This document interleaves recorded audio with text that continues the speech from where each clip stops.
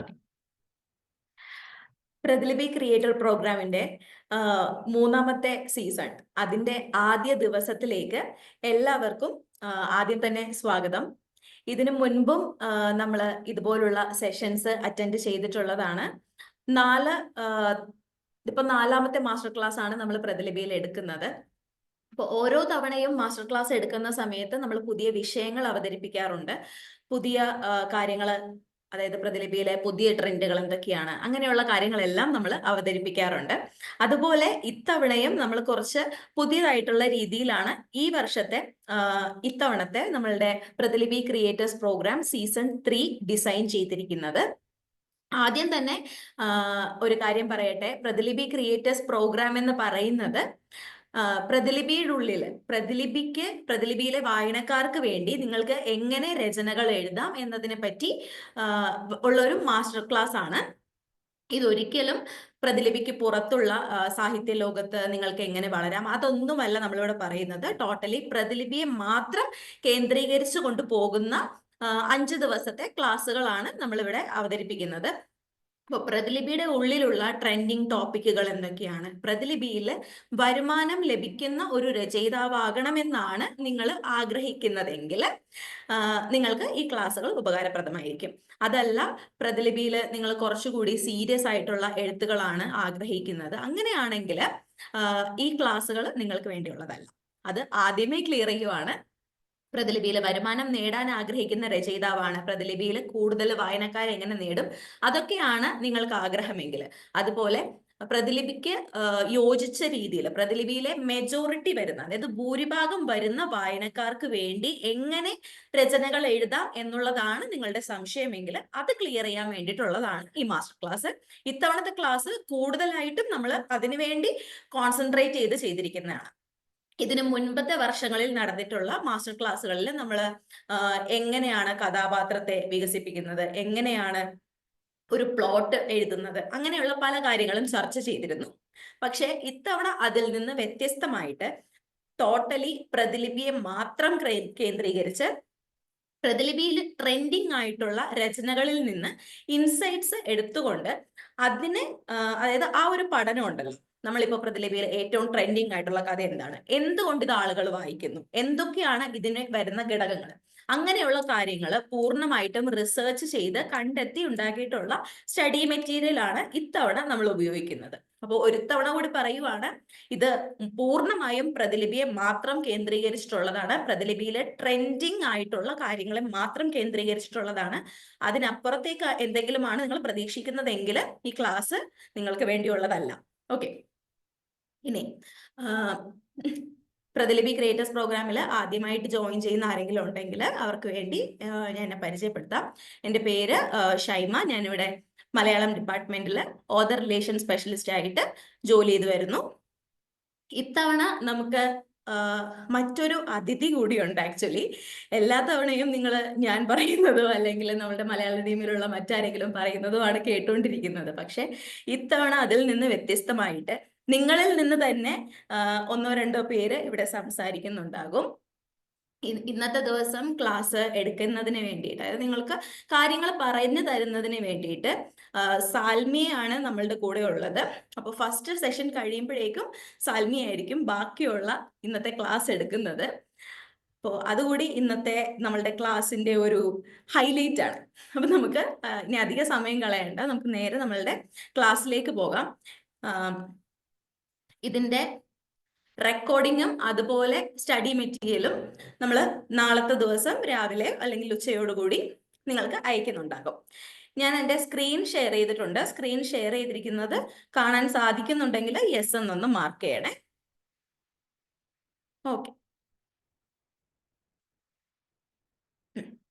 Okay, thank you.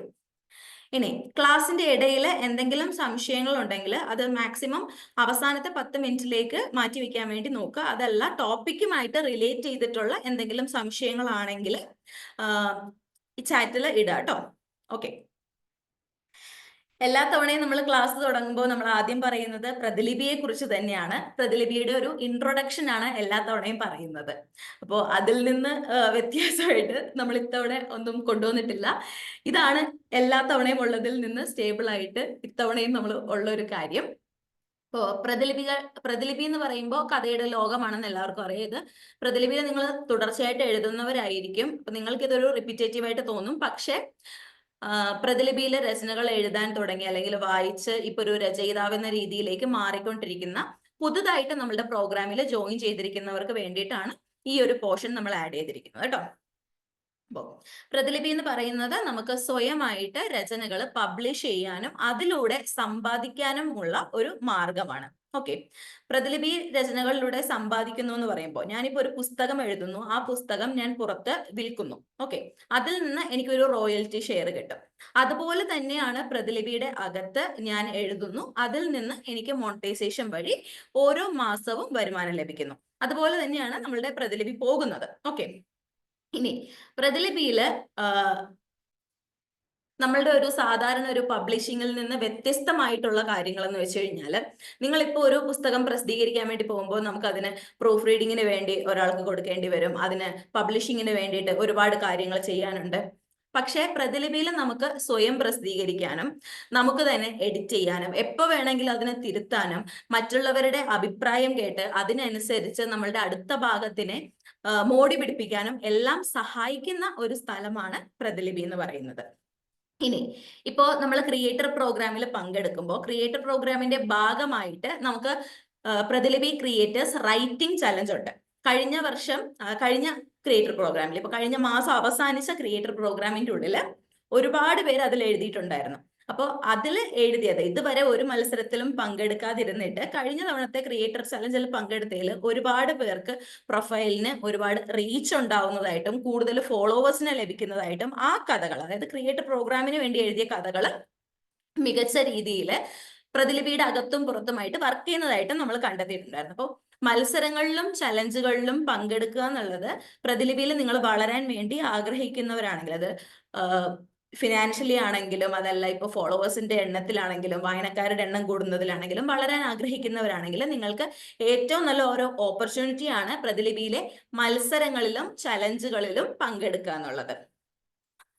അപ്പൊ ഈ വർഷത്തെ ക്രിയേറ്റർ പ്രോഗ്രാമിന്റെ മത്സരത്തിന്റെ ടാഗ് വരുന്നത് അവസാനത്തെ ദിവസമായിരിക്കും. അതായത് വെള്ളിയാഴ്ചയായിരിക്കും മത്സരത്തിന്റെ ടാഗ് വരുന്നത്. പക്ഷെ നിങ്ങൾക്ക് ഇന്ന് മുതൽ പ്രതിലിപി ക്രിയേറ്റേഴ്സ് പ്രോഗ്രാം ചലഞ്ചിൽ എഴുതി തുടങ്ങാവുന്നതാണ്.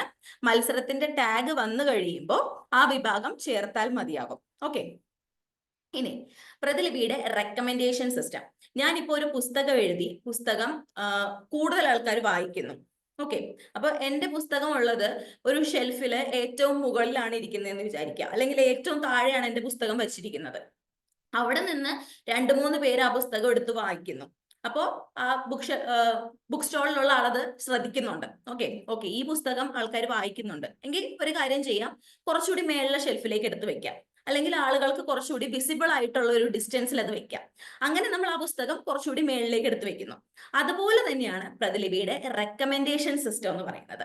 പ്രതിലിപി റെക്കമെൻഡേഷൻ സിസ്റ്റത്തിന്റെ ഉള്ളില് നിങ്ങൾ ഒരു രചന എഴുതുമ്പോൾ ഇപ്പോൾ കമ്പൽസറി ആയിട്ടും 5 ഭാഗങ്ങളുള്ള ഒരു രചനയാണെങ്കിൽ 5ാമത്തെ ഭാഗം പോസ്റ്റ് ചെയ്യുന്നന്ന് നിങ്ങളുടെ രചന നിർബന്ധമായിട്ടും റെക്കമെൻഡേഷൻ സിസ്റ്റത്തിൽ പോയിട്ടുണ്ടാകും.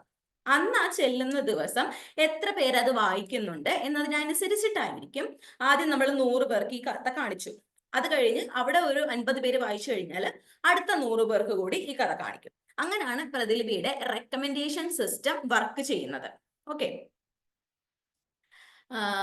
ഇപ്പോ റെക്കമെൻഡേഷൻ സിസ്റ്റം എന്ന് പറയുമ്പോഴേക്കും എന്തൊക്കെയാണ് ഇതിൽ ഉൾപ്പെടുന്നത്? പ്രതിലിപിയിൽ നമ്മൾ രചനകൾ വായിക്കാൻ വേണ്ടി എടുക്കുന്ന ആ പേജ് ഉണ്ടല്ലോ, അത് പ്രതിലിപി ഓപ്പൺ ചെയ്യും. ഇപ്പൊ പ്രീമിയം ഉള്ളവരാണെങ്കിൽ പ്രീമിയം പേജ് ആയിരിക്കും ഓപ്പൺ ആയി വരുന്നത്, അതല്ലെങ്കിൽ ഹോം പേജ് ആയിരിക്കും ഓപ്പൺ ആയി വരുന്നത്. ഈ ഹോം പേജിൽ നിങ്ങൾ കാണുന്ന രചനകൾ, പ്രീമിയം പേജിൽ നിങ്ങൾ കാണുന്ന രചനകൾ, പുതിയ രചനകൾ എന്ന പേരിൽ കാണുന്നത്, അതുപോലെ വിഭാഗങ്ങൾ, ഓരോ വിഭാഗങ്ങളുണ്ട് അതിന്റെ താഴെ കാണുന്ന രചനകൾ, പിന്നെ നോട്ടിഫിക്കേഷനിൽ വരുന്നത്, നിങ്ങൾക്ക് ഓരോ ദിവസവും ഒരു 3 കഥ സജഷൻ ആയിട്ട് നോട്ടിഫിക്കേഷൻ എല്ലാവർക്കും കിട്ടാറുണ്ട്. അപ്പൊ അതിൽ വരുന്നത്, അങ്ങനെയുള്ളതെല്ലാം, പിന്നെ സെർച്ചിൽ വരുന്നത്. ഇതെല്ലാമാണ് നമ്മളുടെ റെക്കമെൻഡേഷൻ സിസ്റ്റം എന്ന് പറയുന്നത്. ഓക്കെ, ഇപ്പൊ ഞാൻ കൂടുതലായിട്ട് ഒരു ഹൊറർ കഥ വായിക്കുന്ന ഒരാളാണെങ്കിൽ എനിക്ക് പ്രതിലിപിയുടെ റെക്കമെൻഡേഷൻ സിസ്റ്റം കൂടുതൽ തരുന്നത് ഹൊറർ കഥകളായിരിക്കും. ഓക്കെ, അങ്ങനെയാണ് പ്രതിലിപിയുടെ റെക്കമെൻഡേഷൻ സിസ്റ്റം പോകുന്നത്. ഇനി ഞാൻ നേരത്തെ പറഞ്ഞതുപോലെ നമ്മൾ ഇത്തവണത്തെ PFP ക്ലാസിന്റെ ഉള്ളിൽ അല്ലെങ്കിൽ പ്രതിലിപി ക്രിയേറ്റർ പ്രോഗ്രാമിന്റെ ക്ലാസിന്റെ ഉള്ളിൽ കൂടുതലായിട്ടും കോൺസെൻട്രേറ്റ് ചെയ്തിരിക്കുന്നത് പ്രതിലിപിയിൽ ഇപ്പൊ ഒരു രചന ട്രെൻഡിങ്ങിലേക്ക് വരുവാണ്. ആ രചനയിൽ നിന്ന് രചയിതാവ് ലക്ഷക്കണക്കിന് രൂപ സമ്പാദിക്കുന്നു, അല്ലെങ്കിൽ ആ രചന മാർക്കറ്റിങ്ങിൽ നല്ല രീതിയിൽ വർക്ക് ചെയ്യുന്നു, ഒരുപാട് വായനക്കാരെ ആപ്പിന്റെ ഉള്ളിലേക്ക് കൊണ്ടുവരുന്നു. അങ്ങനെ വരുന്ന സമയത്ത് ഈ രചനയ്ക്ക് മാത്രം, ബാക്കി ഇപ്പൊ നമുക്ക് ലക്ഷക്കണക്കിന് കഥകളുണ്ട്, അതിൽ നിന്ന് വ്യത്യസ്തമായിട്ട് എന്തുകൊണ്ടാണ് പ്രതിലിപി വായനക്കാരുടെ ഇടയിൽ ഈ രചന വർക്കായത്? അതാണ് നമ്മൾ ഇത്തവണത്തെ PCPയുടെ അല്ലെങ്കിൽ പ്രതിലിപി ക്രിയേറ്റർ പ്രോഗ്രാം ക്ലാസ്സുകളിൽ നോക്കാൻ പോകുന്നത്. ഇതിൽ നമ്മൾ ഫസ്റ്റ് മനസ്സിലാക്കേണ്ടത് പ്രതിലിപിയിലുള്ള വായനക്കാരെന്ന് പറയുന്നത് ഒരിക്കലും ഒരു പുസ്തകം വായിച്ച് ചെറുപ്പം മുതൽ പുസ്തകം വായിച്ച് ഡെയിലി വായിക്കുന്ന വായനാശീലമുള്ളവരോ അങ്ങനെയുള്ളവരൊന്നും അല്ല. പ്രതിലിപി ഇപ്പൊ ഒരു ഫോൺ യൂസ് ചെയ്യുന്ന സമയത്ത് ഒരു പരസ്യം കണ്ടു, അതിൽ നിന്ന് പ്രതിലിപി ഡൗൺലോഡ് ചെയ്തു, അങ്ങനെ അവർ 1-2 കഥകൾ വായിച്ചു, പിന്നീട് അവർ സ്ഥിരമായിട്ട് പ്രതിലിപിയുടെ വായനക്കാരായി. അങ്ങനെ വരുന്ന ഒരു വായനക്കാരുടെ കൂട്ടമാണ് പ്രതിലിപിക്കുള്ളത്. ഇതില് വലിയൊരു ശതമാനം സ്ത്രീകളാണ്, വീട്ടമ്മമാരാണ്. അപ്പോ അവരുടെ ഇഷ്ടത്തിനനുസരിച്ചിട്ടുള്ള കഥകളാണ് പ്രതിലിപിയിൽ വർക്കാവുന്നത്. ഇപ്പോ നിങ്ങളൊരു അവാർഡിന് വേണ്ടിയിട്ട്, ഇപ്പൊ ഒരു സാഹിത്യ അവാർഡിന് വേണ്ടിയിട്ട് നിങ്ങൾ ഒരു കഥ എഴുതുക എന്ന് വിചാരിക്കാം. ആ കഥയിൽ നിങ്ങൾ പ്രതിലിപിയിൽ നിന്ന് കിട്ടുന്ന, ഇപ്പോ നമ്മൾ ഈ ക്ലാസ് എടുക്കുമ്പോൾ പറയുന്ന ഇൻസൈറ്റ്സ് വെച്ചിട്ട് ആ കഥ എഴുതി കഴിഞ്ഞാൽ അത് അവിടെ വർക്കാവത്തില്ല.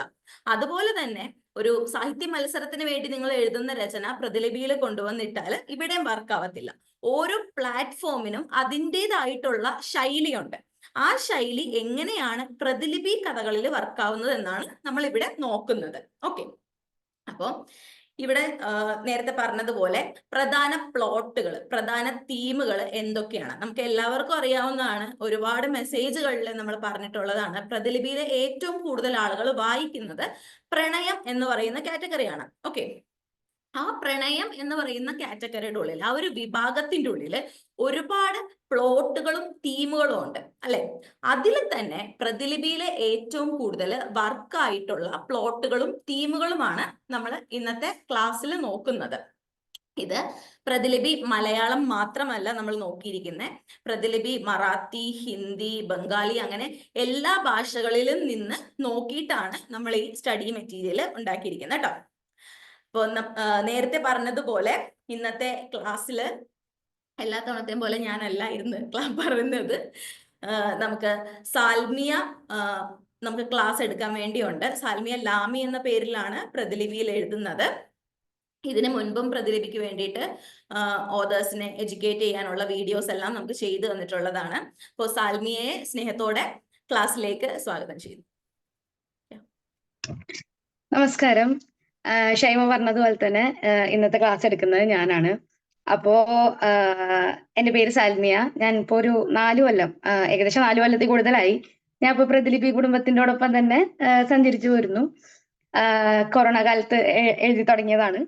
ഇപ്പൊ ഇവിടെ വന്ന് നിൽക്കുന്നു, നിങ്ങളുടെ മുന്നിൽ ഇങ്ങനെ പ്രസന്റ് ചെയ്യാനായിട്ട് എനിക്ക് പറ്റുന്നു.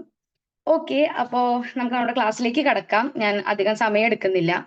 അപ്പോ ഫസ്റ്റത്തെ തീം തന്നെ നമുക്ക് പറയുന്നതെന്ന് വെച്ചിട്ടുണ്ടെങ്കിൽ അപ്രതീക്ഷിത വിവാഹം എന്ന് പറയുന്നത് തീമാണ്. ഇത് നമ്മുടെ പ്രതിലിപിയിൽ ഒട്ടുമിക്ക എല്ലാവർക്കും വർക്ക്ഔട്ട് ആയിട്ടുള്ള ഒരു തീം കൂടിയാണെന്ന് വേണമെങ്കിൽ പറയാം. കാരണം പ്രതിലിപിയുടെ ഉള്ളിൽ മോസ്റ്റ് പോപ്പുലർ ആയിട്ടുള്ളതും അതേപോലെ തന്നെ ആളുകൾ വായിക്കാൻ ഇഷ്ടപ്പെടുന്നതുമായിട്ടുള്ള ഒരു തീമാണ് ഈ അപ്രതീക്ഷിത വിവാഹം എന്ന് പറയുന്നത്. ഇതിൽ നമുക്ക് ഒരുപാട് നാടകീയത ചേർത്ത് എഴുതാൻ പറ്റും. കാരണം ഒരു മാരേജിലേക്ക് കടക്കുന്ന സമയത്ത് അതിന് മുന്നുള്ള സംഭവങ്ങളും അതിന് ശേഷമുള്ള സംഭവങ്ങളും ഏറ്റവും ഇമ്പോർട്ടന്റ് ആയിട്ടും ഏറ്റവും രസകരമായിട്ടും നമുക്ക് എഴുതാൻ കഴിയും. അപ്പൊ അങ്ങനെയുള്ള ഒരു തീമില് നമുക്ക് ആകാംക്ഷ ഉണ്ടാവും. ഇപ്പോ ഒരു സിനിമകളിൽ കാണുന്ന പോലെ ഒരു എന്താ പറയാ, നായകൻ നായികയുടെ പിന്നാലെ നടക്കുന്നു, അത് കഴിഞ്ഞ് അവര് പ്രണയത്തിലാവുന്നു, അത് കഴിഞ്ഞ് വിവാഹം, അതൊക്കെ നമ്മൾ സ്ഥിരം കാണുന്ന ടൈപ്പാ. അതിൽ നിന്ന് വ്യത്യസ്തമായി ആദ്യം തന്നെ വിവാഹം കഴിഞ്ഞതിന് ശേഷം അതിലൂടെ സഞ്ചരിച്ച് ഒരു കഴിഞ്ഞതിന് ശേഷം നടക്കുന്ന ഒരു പ്രണയത്തിന് കുറച്ചും കൂടി രസം കൂടും. കാരണം അവരുടെ എന്തായിരുന്നു പാസ്റ്റ്, എന്താണ് അവരെ ഇതിൽ നിന്ന് ഇതാക്കിയത് എന്നൊക്കെ ഉള്ള കുറച്ച് കാര്യങ്ങൾ വരുമ്പോൾ ആ ഒരു കഥയ്ക്കൊരു ഇമ്പം കൂടും. അപ്പൊ നമുക്ക് അതിൽ തന്നെ പ്ലോട്ടായിട്ട് ഒരുപാട് സബ് തീമുകൾ വരുന്നുണ്ട്. അതിന്റെ താഴെ വരുന്ന ഒരുപാട് തീമുകൾ വരുന്നുണ്ട്. അതിൽ ഫസ്റ്റ് തന്നെ പറയുന്നത് ഒളിച്ചോട്ടാണ്. കാരണം അപ്രതീക്ഷിതമായ ഒരു വിവാഹത്തിലേക്ക് ഒരു നായിക കടക്കുന്നു. അത് കഴിഞ്ഞ് അത് അവളുടെ എന്താ ഒരു ജീവിതത്തിനെ അവളുടെ ഇഷ്ടപ്പെടാത്തൊരു ജീവിതത്തിലേക്കാണ് അത് കടന്നു ചെന്നിരിക്കുന്നത് എന്നുള്ളൊരു വസ്തുത മനസ്സിലാക്കിയ നായിക അവിടെ നിന്ന് ഒളിച്ചോടുകയും അത് കഴിഞ്ഞ് നായകനും നായികയും കണ്ടുമുട്ടുകയും അതിലൂടെ ഉണ്ടാകുന്ന ഒരു കെമിസ്ട്രി വർക്കൗട്ടിങ്, അങ്ങനെ ഒരു കഥ നമുക്ക് എന്ത് ചെയ്യാം, എഴുതാം. അതല്ല എന്നുണ്ടെങ്കിൽ എന്താ മൂന്നാമതൊരാൾ ഈ വിവാഹബന്ധത്തിലേക്ക് കടന്നു വരുന്നു. അത് ചിലപ്പോൾ നായികയുടെ ഫ്രണ്ട് ആകാം, അല്ലെങ്കിൽ നായകന്റെ ഫ്രണ്ട് ആകാം, മുൻ കാമുകനോ കാമുകിയോ ആകാം. അപ്പൊ അങ്ങനെ വരുന്ന ഒരു ആള് ആ ഒരു മാരേജിൽ അവരുടെ ഇടയിൽ ഉണ്ടാക്കുന്ന പ്രശ്നങ്ങൾ എന്താണ്, അതിനെ അവരെങ്ങനെ തരണം ചെയ്യുന്നു എന്നുള്ളതൊക്കെ വെച്ചിട്ട് നമുക്ക് എന്ത് ചെയ്യാം, ഒരു കഥ നമുക്ക് പ്ലോട്ട് ചെയ്യാൻ പറ്റും. അതുപോലെ തന്നെ രണ്ടാമതായി തീം വരുന്നതെന്ന് വെച്ചിട്ടുണ്ടെങ്കിൽ വധു അല്ലെങ്കിൽ വരന് പകരമായി ഒരാൾ വരുന്നു. ഇപ്പോ ഒരു കംപ്ലീറ്റ്ലി സെറ്റ് ആയിട്ടുള്ള ഒരു വിവാഹം മണ്ഡപത്തിൽ നടക്കാനിരിക്കുന്നു. അപ്രതീക്ഷിതമായി ചില കാര്യങ്ങൾ ഉണ്ടാകുന്നു. വരൻ വരാതിരിക്കുകയോ വധു വരാതിരിക്കുകയോ അല്ലെങ്കിൽ അവര് എന്തെങ്കിലും ഒരു കാരണത്താൽ ഒളിച്ചോടുകയോ എന്തെങ്കിലും ചെയ്യുന്ന സമയത്ത് അവിടെ പകരക്കാരനായി ആര് വരുന്നു, ഒരു പുതിയ ആള് വരികയാണ്. അപ്പൊ അങ്ങനെ വരുന്ന സമയത്ത് അവിടെ ഉണ്ടാകുന്ന കാര്യങ്ങൾ ഒരു എന്താ പറയാ യാദൃശികമായി അല്ലെങ്കിൽ ഒരു ത്യാഗത്തിലൂടെ ഇപ്പൊ നായകൻ ഇപ്പൊ നായകന്റെ അച്ഛന്റെ ഫ്രണ്ടിന്റെ മകളങ്ങാനായിരിക്കാം. അപ്പൊ അങ്ങനെ വരുന്ന സമയത്ത് നായകൻ തന്റെ ജീവിതത്തിനെ ത്യജിച്ചുകൊണ്ട് ആ കുട്ടിക്ക് ഒരു ജീവിതം കൊടുക്കുകയാണ്. അങ്ങനെ വരുന്ന പ്ലോട്ടുകളായിരിക്കാം. അല്ലെങ്കിൽ യാദൃശികമായി ഒരു സോഷ്യൽ സ്റ്റാറ്റസ് അല്ലെങ്കിൽ എന്താ സാമ്പത്തികമായി ഡിഫറൻസ് ഉള്ള ഒരു ബാക്ക്ഗ്രൗണ്ടിൽ നിന്ന് വരുന്ന നായകൻ അല്ലെങ്കിൽ നായിക, ഇവർ തമ്മിൽ കല്യാണം കഴിയുന്നു. അത് കഴിഞ്ഞിട്ട് ഇവരുടെ ജീവിതം എങ്ങനെ വർക്ക്ഔട്ട് ആവുന്നു എന്നുള്ളത് നോക്കിയിട്ടൊരു കഥ. അല്ലെങ്കിൽ ഇത് അവർക്കിടയിൽ തെറ്റിദ്ധാരണകൾ ഉണ്ടാക്കാം. ഇപ്പോ നായകനാണ് സമ്പന്നനെങ്കിൽ നായിക ആളുടെ സമ്പത്ത് കണ്ടിട്ടായിരിക്കാം ഈ ഒരു വിവാഹത്തിലേക്ക് കടന്നിട്ടുണ്ടാവുക എന്ന് നായകൻ തെറ്റിദ്ധരിക്കുകയും അതിനുശേഷം അവരുടെ ആ ഒരു തെറ്റിദ്ധാരണ മൂലം ഉണ്ടാകുന്ന പ്രശ്നങ്ങൾ, അത് കഴിഞ്ഞ് അവരുടെ തെറ്റിദ്ധാരണ എങ്ങനെ മാറുന്നു എന്നുള്ളതൊക്കെ വെച്ചിട്ട് നമുക്കൊരു കഥ എഴുതാവുന്നതാണ്. അല്ലെങ്കിൽ കുടുംബമഹിമയെ കാക്കാൻ വേണ്ടിയിട്ട് അല്ലെങ്കിൽ അച്ഛന്റെയോ അമ്മയുടെയോ ആ ഒരു സമയത്തെ പ്രഷർ മൂലം ഉണ്ടാകുന്ന വിവാഹങ്ങൾ, അതുവഴി ഒരു കഥ നമുക്ക് എന്ത് ചെയ്യാം, പ്ലോട്ട് ചെയ്യാവുന്നതാണ്. അടുത്ത ഒരു കാറ്റഗറി വരുന്നത് എന്ന് പറഞ്ഞിട്ടുണ്ടെങ്കിൽ രഹസ്യ പ്രണയമാണ്. ലൈക്ക് പ്രതിലിപിയിൽ ഏറ്റവും കോമൺ അല്ലെങ്കിൽ ഒരു ഹിറ്റ് ബ്ലോക്ക് ബസ്റ്റർ കഥകളിൽ പെടുന്നതാണ് ഈ രഹസ്യ പ്രണയം എന്ന് പറയുന്നത്.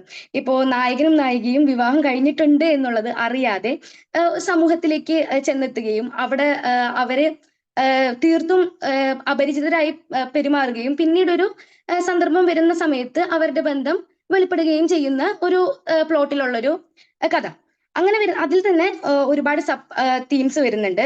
രഹസ്യ വിവാഹം, ലൈക്ക് പ്രൊഫസർ സ്റ്റുഡന്റ് വിവാഹം, അല്ലെങ്കിൽ എങ്ങനെയാ നമ്മള് ബോസ് സെക്രട്ടറി വിവാഹം. അങ്ങനെ വരുന്നതിൽ അവർ ഒരുമിച്ച് ഒരു സ്ഥലത്ത് വർക്ക് ചെയ്യുകയും അവിടെ അവരറിയിക്കുന്നില്ല, ഇവർ രണ്ടുപേരും വിവാഹിതരാണ് എന്നുള്ളത് അറിയിക്കുന്നില്ല.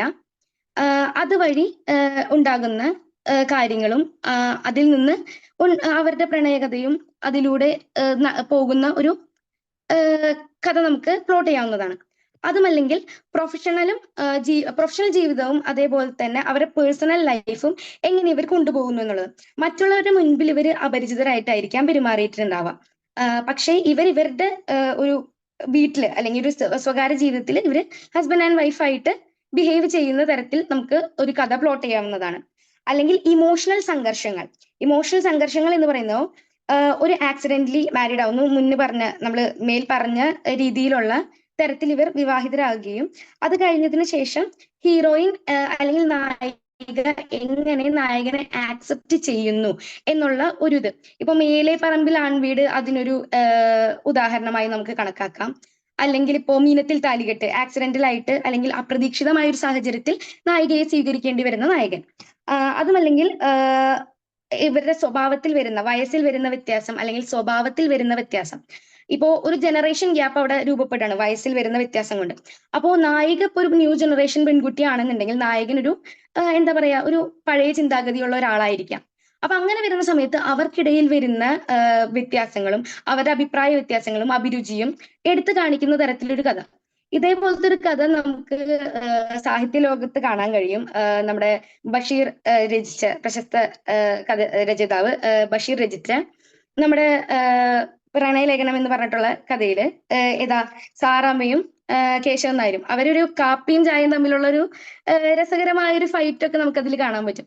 അപ്പൊ അങ്ങനെ ഉള്ള കഥകളാണ് ഈ വയസ്സിലെ വൈരസ്യം അല്ലെങ്കിൽ സ്വഭാവത്തിൽ വരുന്ന വ്യത്യാസങ്ങൾ മുഖേന ഉണ്ടാവുന്ന അതിൽ നിന്നൊരു ത്രെഡ് വഴി ഉണ്ടാവുന്ന കഥകൾ എന്ന് പറയുന്നത്. പിന്നെ സമൂഹത്തിന് മുൻപിൽ എന്താ വിമർശനം നേരിടുന്ന ആളുകൾ ഉണ്ടാവാം. ലൈക്ക് ഇപ്പോ എല്ലാവരുടെയും കണ്ണ് ഒരേപോലെ ആവണമെന്നില്ല. ഇപ്പൊ നമ്മുടെ കണ്ണിലൂടെ കാണുന്ന കാര്യങ്ങളായിരിക്കില്ല അപ്പുറത്ത് നിൽക്കുന്ന ആളുടെ കണ്ണിലൂടെ കാണുന്നത്. അപ്പോ ആ ഒരു ഡിഫറൻസ് വെച്ചിട്ട് അല്ലെങ്കിൽ അതിൽ വരുന്ന ഒരു വ്യത്യാസത്തെ തുടർന്ന് ഉണ്ടാവുന്ന ഒരു വിവാഹവും ഇപ്പോ നായകനോ നായിക ഒരു വികലാംഗിയാണെന്ന് വിചാരിക്കാം. പക്ഷെ അവർ തമ്മിൽ ആ ഒരു പ്രണയം ഉണ്ടെന്നുണ്ടെങ്കിൽ പിന്നെ ലോകർക്ക് അതിന്റെ ഇടയിലേക്ക് ചെന്നെത്താൻ കഴിയില്ല. പക്ഷെ ഒരു സെർട്ടൈൻ പോയിന്റ് കഴിഞ്ഞിട്ടുണ്ടെങ്കിൽ അവിടെ എന്തുണ്ടാവും, ഒരു ഡിഫറൻസ് ഉണ്ടാവാം, അവരുടെ ഇടയിൽ ഒരു സംഘർഷം ഉണ്ടാകാം. അങ്ങനെ വിവിധ തലങ്ങളിലൂടെ കടന്നു പോകുന്ന ഒരു തീമിൽ നമുക്ക് കഥ എഴുതാവുന്നതാണ്. അതുമല്ലെങ്കിൽ ഇനി അടുത്തൊരു കാറ്റഗറി വരുന്നത് സമ്പന്നരുടെ പ്രണയമാണ്. എന്ന് വെച്ചിട്ടുണ്ടെങ്കിൽ ഇപ്പൊ ഒരു എന്താ പറയാ പല പശ്ചാത്തലത്തിൽ നിൽക്കുന്ന നായകനും നായികയും. ഇപ്പൊ നായിക ഒരു സമ്പന്നയാണെന്ന് വിചാരിക്കുക, അല്ലെങ്കിൽ നായകൻ ഒരു സമ്പന്നനാണെന്ന് വിചാരിക്കുക. അതിൽ നിന്ന് ഇവര് ഡിഫറെന്റ്ലി ടോട്ടലി എന്താ എതിർവശത്തുള്ള ഒരാളെ വിവാഹം കഴിക്കുന്നു. അതിലൂടെ ഉണ്ടാവുന്ന പ്രശ്നങ്ങൾ അല്ലെങ്കിൽ അവരുടെ തെറ്റിദ്ധാരണ അത് മുഖേന ഉണ്ടാകുന്ന കഥ, അതിലേക്ക് ഒരാൾ കടന്നു വരുന്നു. അങ്ങനെ ഒരു പശ്ചാത്തലത്തിൽ നമുക്ക് കഥ രചിക്കാവുന്നതാണ്. ഇനി അടുത്ത കാറ്റഗറി വരുന്നത് എന്ന് പറഞ്ഞിട്ടുണ്ടെങ്കിൽ ശക്തമായ നായികയുള്ള പ്രണയകഥകൾ. ഇപ്പോ സ്ത്രീപക്ഷ കഥകളാണ് കൂടുതലും ഈ അടുത്ത കാലങ്ങളിലായി പ്രതിലിപിയിൽ കണ്ടുവരുന്നത്. അപ്പൊ അതിൽ ഇൻഡിപെൻഡന്റ് ആയിട്ടുള്ള നായിക അല്ലെങ്കിൽ ഒരു സ്വതന്ത്ര ചിന്താഗതിയുള്ള നായിക, ആളൊരു സ്ട്രോങ് പേഴ്സണാലിറ്റി അല്ലെങ്കിൽ ഒരു എന്താ ശക്തമായ വ്യക്തിത്വത്തിന്റെ ഉടമയാണ്. അത് നായകനാണെങ്കിൽ ഒരു സാധാരണക്കാരൻ, ആള് ഒരു സാധാരണ ചിന്താഗതിയിൽ പോകുന്ന ഒരാള്. അങ്ങനെ ഒരാൾ തമ്മിൽ വരുന്ന ഡിഫറൻസ് അല്ലെങ്കിൽ ഒരു വ്യത്യാസം വഴി ഉണ്ടാകുന്ന ഒരു കഥ, അല്ലെങ്കിൽ നായകന്റെ പോരാട്ടങ്ങൾ. ഇപ്പൊ നായിക ഒരു സ്വതന്ത്ര ചിന്താഗതി ഉള്ളൊരു ആളാണ്. ആൾക്ക് ആളുടേതായ അഭിപ്രായങ്ങൾ ഉണ്ടാകാം, ആൾക്ക് സമൂഹത്തിൽ ഒരു വില ഉണ്ടാകാം. നായകനാണെങ്കിൽ നായികയുടെ കൂടെ ആളെ സപ്പോർട്ട് ചെയ്ത് ആളെ മുന്നോട്ട് കൊണ്ടുവരാനായിട്ട് നോക്കുന്ന നായകൻ. പിന്നീട് ഒരു ഘട്ടം എത്തുന്ന സമയത്ത് അവിടെ നായകന് ഒരു ഈഗോ അല്ലെങ്കിൽ ഒരു ആളുകളുടെ ഇടയിൽ നിന്ന് വ്യത്യസ്തമായ ഒരു അഭിപ്രായം വരുന്നത് മുഖേന ആളുടെ ഉള്ളിൽ ഒരു ഈഗോ ജനറേറ്റ് ചെയ്യപ്പെടുന്നു. അതുവഴി ഇവരുടെ ജീവിതത്തിൽ ഉണ്ടാകുന്ന സംഘർഷങ്ങൾ, ഇവരതിനെ എങ്ങനെ തരണം ചെയ്യുന്നു, അത് കഴിഞ്ഞതിന് ശേഷം നായകൻ എങ്ങനെ ആ ഒരു ഘട്ടത്തെ, ആ ഒരു പ്രതിസന്ധി ഘട്ടത്തെ തരണം ചെയ്ത് മുന്നോട്ട് വരുന്നു, ഒപ്പം നായികയെ എങ്ങനെ കൂടെ സപ്പോർട്ട് ചെയ്ത് കൊണ്ടുപോകുന്നു എന്നുള്ളൊരു തരത്തിൽ നമുക്കൊരു കഥ എഴുതാവുന്നതാണ്. അതുമല്ലെങ്കിൽ വികാരപരമായ വളർച്ച. ഇപ്പൊ ഒരു ട്രഡീഷണൽ ആയിട്ടുള്ള ഒരു നാടൻ നായകനും ഒരു മോഡേൺ ആയിട്ടുള്ള നായികയും, ഇവർ രണ്ട് പശ്ചാത്തലത്തിൽ നിന്ന് വന്നവരാണ്. അപ്പോൾ ഇവർ ഈ രണ്ട് പശ്ചാത്തലത്തിൽ നിന്ന് വരുന്ന കാരണം കൊണ്ട് തന്നെ ഇവരുടെ ഇടയിലുള്ള അഭിപ്രായങ്ങൾ വളരെ വ്യത്യസ്തമായിരിക്കാം. അപ്പൊ അങ്ങനെ വരുന്ന സമയത്ത് ഇവർ അതിനെ എങ്ങനെ തരണം ചെയ്യുന്നു, ഇവരെങ്ങനെ അത് മുന്നോട്ട് കൊണ്ടുപോകുന്നു, അതിന്റെ ഇടയിൽ ഇവരുടെ പ്രണയം എങ്ങനെ പൂവണിയുന്നു എന്നുള്ളത് വെച്ചിട്ട് നമുക്ക് എന്ത് ചെയ്യാം, ഒരു രചന പ്ലോട്ട് ചെയ്യാം. അതുപോലെ തന്നെ പരമ്പരാഗതമായി ഒരുപാട് കാര്യങ്ങൾ നമ്മുടെ ഈ സമൂഹത്തിൽ നിറഞ്ഞു നിൽക്കുന്നുണ്ട്. ഇപ്പൊ ആണുങ്ങൾ ഇന്ന കാര്യങ്ങൾ മാത്രമേ ചെയ്യാൻ പാടുള്ളൂ, പെണ്ണുങ്ങൾ അടുക്കളയിൽ മാത്രമേ കിടക്കാൻ പാടുള്ളൂ, ഒരു സ്വതന്ത്ര ചിന്താഗതി ഉണ്ടാവാൻ പാടില്ല, ആണുങ്ങൾ കരയാൻ പാടില്ല, പാത്രം കഴുകാൻ പാടില്ല.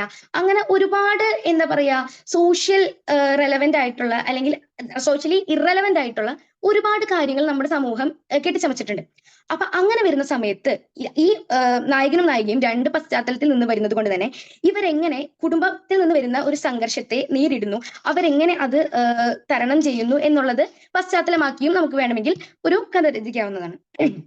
ഇനി ഇപ്പൊ നമ്മുടെ ആക്സിഡന്റ് മാരേജിന്റെ സബ് തീംസ് ഇത്രയാണ് വരുന്നത്.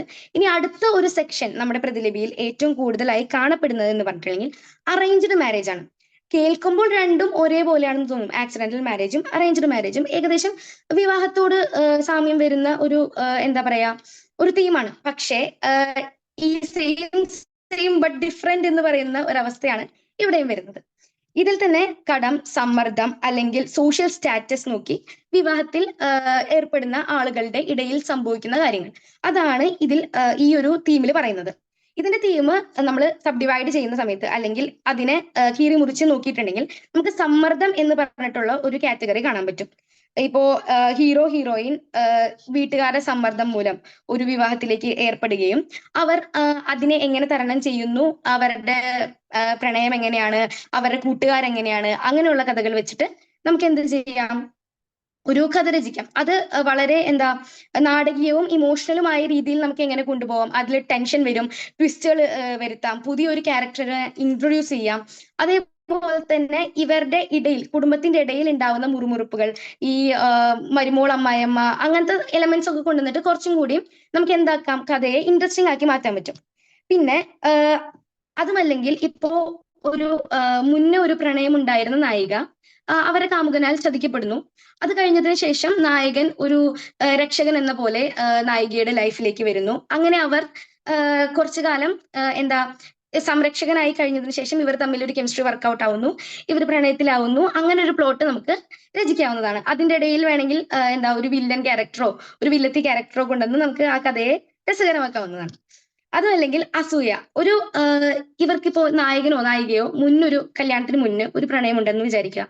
അവര് അപ്രതീക്ഷിതമായി ഇവരുടെ കല്യാണത്തിന് ശേഷം കടന്നു വരുന്നു. അതിലൂടെ ഉണ്ടാകുന്ന കാര്യങ്ങൾ, ഇതിന് എക്സാമ്പിൾ ആയിട്ട് ഇപ്പൊ നമ്മുടെ ഇൻസ്റ്റഗ്രാമിൽ ടോപ്പ് ട്രെൻഡിങ് ആയിട്ട് നിൽക്കുന്ന ഒരുപാട് സീരിയൽസ് നമുക്ക് ഇതിന് എക്സാമ്പിൾ ആയിട്ട് എടുക്കാൻ കഴിയും. ലൈക്ക് ചന്ദനമഴ, പരസ്പരം, ഇതൊക്കെ ഈ ഒരു തീമിൽ വരുന്ന കഥകളാണ്. അതുകൊണ്ട് തന്നെ ഏഷ്യാനെറ്റില് ആ ഒരു സീരിയൽ ഉണ്ടായിരുന്ന സമയത്ത് അതൊരു TRP റേറ്റിംഗ് ഏറ്റവും കൂട്ടുന്ന തരത്തിലുള്ള ഒരു സീരിയലായിരുന്നു. അതുപോലെ തന്നെയാണ് പ്രതിലിപിയിലും. കാരണം നമുക്ക് ഏറ്റവും അധികം വേണ്ടത് വ്യൂവേഴ്സ് ആണ്. കാരണം ഒരു രചയിതാവിനെ സംബന്ധിച്ചിടത്തോളം അയാൾ എഴുതുന്ന രചന എല്ലാവരിലേക്കും എത്തണമെന്നേ അയാൾ ചിന്തിക്കുകയുള്ളൂ. അതെങ്ങനെ എത്തിക്കാം എന്നുള്ളതിന്റെ ഒരു ചെറിയ രൂപമാണ് നമ്മളിവിടെ കാണിച്ചു തരുന്നത്. പിന്നെ ഉള്ളതെന്ന് വെച്ചിട്ടുണ്ടെങ്കിൽ വിദ്യാഭ്യാസം അല്ലെങ്കിൽ ക്ലാസ് ഡിഫറൻസ്. ഇപ്പൊ ഒരു അധികം വിദ്യാഭ്യാസം ഇല്ലാത്ത ഒരു നായകനോ നായികയോ ഒരു ഒരു വ്യത്യസ്തമായ ഒരു പശ്ചാത്തലത്തിലുള്ള നായകനിലേക്ക് വരികയും അവരുടെ തമ്മിൽ കല്യാണം കഴിയുകയും പിന്നീട് ഈ ആള് എന്തെങ്കിലും ഒരു ഫംഗ്ഷന് പോകുമ്പോഴോ അല്ലെങ്കിൽ എന്തെങ്കിലും ഒരു ഇമ്പോർട്ടന്റ് കാര്യങ്ങൾക്ക് പോകുന്ന സമയത്ത് അവിടെ നായികയോ നായകനോ ഉണ്ടാക്കുന്ന ചില അവരുടെ ഇപ്പൊ ഈ വിദ്യാഭ്യാസത്തിന്റെയും അല്ലെങ്കിൽ ഒരു ക്ലാസ്സിന്റെ ഡിഫറൻസ് മൂലം അവർക്ക് അറിയില്ല എന്താണ് ചെയ്യേണ്ടത്, ഇന്ന ഒരു സാഹചര്യത്തിൽ എന്താ ചെയ്യേണ്ടതെന്ന് അറിയാതെ അവർ ചെയ്തു പോകുന്ന കാര്യങ്ങൾ നായകനെ എങ്ങനെ അലോസരപ്പെടുത്തുന്നു, നായികയെ എങ്ങനെ അലോസരപ്പെടുത്തുന്നു, അത് കഴിഞ്ഞ് ഇവരെങ്ങനെ അതിൽ നിന്ന് അതിജീവിച്ച് ഇവര് ഈ ഒരു കാറ്റഗറിയിലേക്ക് വരുന്നു, നായകനും നായികയും എങ്ങനെ അതിൽ നിന്ന് ഡെവലപ്പ് ആയിട്ട് ആ സെയിം ക്ലാസ്സിലേക്ക് വരുന്നു എന്നുള്ളതൊക്കെ നമുക്കൊരു രസകരമായ തീമിലൂടെ എഴുതാവുന്നതാണ്. പിന്നെ അതുമല്ലെങ്കിൽ മോഡേൺ അല്ലെങ്കിൽ നാടൻ രണ്ടുപേര് തമ്മിലുള്ള കല്യാണം, അതുവഴി ഇവര് പരിചയപ്പെടുന്നു, അവര് കല്യാണം കഴിയുന്നു, അത് കഴിഞ്ഞിട്ട് ഇവർക്ക് ഒട്ടും ഒത്തു പോകാൻ പറ്റുന്നില്ല ഇവരുടെ ഈ ഒരു ഡിഫറൻസ് കാരണം. പക്ഷേ പിന്നീട് അവരൊരു ഘട്ടത്തിൽ എത്തുന്ന സമയത്ത് അവര് ഒരുമിച്ച് പോവുകയും അവർ തമ്മിലുള്ള പ്രണയം വർക്കൗട്ട് ആവുകയും അങ്ങനെ ഒരു തീമിലും നമുക്ക് കഥ എഴുതാവുന്നതാണ്. പിന്നെ അടുത്തതെന്ന് വെച്ചിട്ടുണ്ടെങ്കിൽ സാഹചര്യം. ഒരു സംരക്ഷിക്കാനുള്ള ഇതില് നായകനോ നായികയോ നായകൻ ഒരു നായികയുടെ ജീവിതത്തിലേക്ക് വരുന്നു. ഈ സാഹചര്യം എന്ന് പറഞ്ഞിട്ടുണ്ടെങ്കിൽ നായിക ഒരു മോശം അവസ്ഥയിൽ പെട്ടിരിക്കുകയാണ്. എന്തെങ്കിലും അപ്രതീക്ഷിതമായി അവൾക്ക് സംഭവിക്കുന്നു, അതെന്തുമാകാം. അപ്പൊ അങ്ങനെ വരുന്ന സമയത്ത് നായകൻ അവിടെ ഒരു രക്ഷകനായി എത്തുകയും അത് പിന്നീട് ആള് ഈ നായികയെ രക്ഷിക്കാനായി വിവാഹം കഴിക്കുകയും പിന്നീട് അവർ ഒരുപാട് അകന്നു കഴിയുകയും അത് കഴിഞ്ഞൊരു ഘട്ടം എത്തുന്ന സമയത്ത് അവർ തമ്മിൽ പ്രണയം ഡെവലപ്പ് ചെയ്യുകയും അങ്ങനെ വരുന്ന ഒരു തീമിൽ നമുക്ക് എന്ത് ചെയ്യാൻ പറ്റും, ഒരു കഥ രചിക്കാനായിട്ട് കഴിയും. അതേപോലെ തന്നെ കഥാപാത്രം, പശ്ചാത്തലം. ഈ പവർ മാറ്റേഴ്സ് എന്നൊക്കെ പറയില്ലേ, ഈ നായകൻ ഒരു പവർഫുൾ ആയിട്ടുള്ള ഒരു ആളാണ്, ഒരു വ്യക്തിയാണ്. ആള് ഒരു സാധാരണ രീതിയിലുള്ള ഒരു നായികയെ വിവാഹം കഴിക്കുകയും ആളുടെ പവർ മൂലം വിവാഹം കഴിക്കുകയും പിന്നീട് അതെന്തെങ്കിലും ഒരു കാരണത്താൽ സംരക്ഷിക്കാനോ അല്ലെങ്കിൽ ഒരു പ്രതികാരത്തിന്റെ പശ്ചാത്തലത്തിലൊക്കെ ഒരു കല്യാണം നടത്തിയിട്ട് പിന്നെ അവര് സത്യങ്ങൾ അറിയുന്ന സമയത്ത് അത് സംരക്ഷിക്കാനായിട്ട് കൂടെ നിൽക്കുകയും ചെയ്യുന്ന ഒരു കാറ്റഗറി. ഇനി അടുത്തത് എന്ന് പറയുന്നത് പ്രതികാരത്തിന് വേണ്ടിയുള്ള വിവാഹം എന്ന കാറ്റഗറിയിൽ വരുന്നതാ. ഇപ്പൊ നമ്മുടെ സൂര്യ ടിവിയിൽ പണ്ടൊരു സീരിയൽ ഉണ്ടായിരുന്നു, നാഗിൻ അല്ലെങ്കിൽ നാഗകന്യക. അപ്പൊ അതിൽ വരുന്നതെന്ന് വെച്ചിട്ടുണ്ടെങ്കിൽ ഈ അതിലത്തെ നായികയുടെ അച്ഛന്റെയും അമ്മയും ഒരു സാഹചര്യത്തിൽ നായകന്റെ വീട്ടിലുള്ള ആളുകൾ കൊലപ്പെടുത്തുകയും അതിന് പ്രതികാരം ചോദിക്കാനായി നായിക വരുന്നതുമായിട്ടുള്ള ഒരു രസകരമായ ഒരു പ്ലോട്ടിലുള്ള ഒരു സീരിയലായിരുന്നു അത്. അപ്പൊ അതുപോലെ തന്നെ നമുക്ക് ഇവിടെ ഡെവലപ്പ് ചെയ്തെടുക്കാം. അത് ഹൊറർ കാറ്റഗറിയിൽ വരാം, പ്രണയ കാറ്റഗറിയിൽ വരാം, എന്ത് കാറ്റഗറിയിൽ വന്നാലും നമുക്കൊരു കുടുംബത്തിന് വേണ്ടിയിട്ടുള്ള പ്രതികാരം എന്നുള്ള രീതിയിൽ നായിക കുടുംബത്തിൽ ആരെങ്കിലും കഴിഞ്ഞ കാലമായി നായകൻ വരികയും ആള് പിന്നീട് ആ സത്യങ്ങൾ മനസ്സിലാക്കുകയും അതുമൂലം തെറ്റിദ്ധാരണകൾ മാറി ഇവർ പ്രണയത്തിലേക്ക് കയറുന്നതുമായിട്ടുള്ള ഒരു കഥ. അതുമല്ലെങ്കിൽ സ്നേഹിച്ചവർക്ക് വേണ്ടി നീതി നേടൽ. ഇത് ഈ ഒരു തീമിൽ ഒരുപാട് കഥകൾ പ്രതിലിപിയിലുണ്ട്. അതൊക്കെ സൂപ്പർ ഹിറ്റിൽ നിൽക്കുന്ന കഥകളുമാണ്. പ്രതിലിപി നമ്മുടെ പ്രീമിയത്തിലേക്ക് മേടിച്ച കഥകൾ കൂടിയാണ് ഈ കാറ്റഗറിയിലുള്ള കഥകൾ എന്ന് പറയുന്നത്. തനിക്ക് തന്റെ കുടുംബത്തിനോ എതിരായി അവൻ തെറ്റായി എന്തോ ചെയ്യുന്നു എന്ന് വിശ്വസിച്ച് അവർക്ക് ആവശ്യപ്പെട്ട നീതി നടപ്പാക്കാൻ വേണ്ടിയിട്ട് നായകനോ നായികയോ ഒരു പെർട്ടിക്കുലർ വിവാഹത്തിലേക്ക് കടക്കുകയും അത് കഴിഞ്ഞ് നായകന്റെ കുടുംബത്തില് നായകനോ അതിന് പങ്കില്ല എന്ന് തിരിച്ചറിഞ്ഞ നായിക അല്ലെങ്കിൽ നായകൻ പിന്നീട് അവരുടെ തെറ്റിദ്ധാരണ മാറ്റി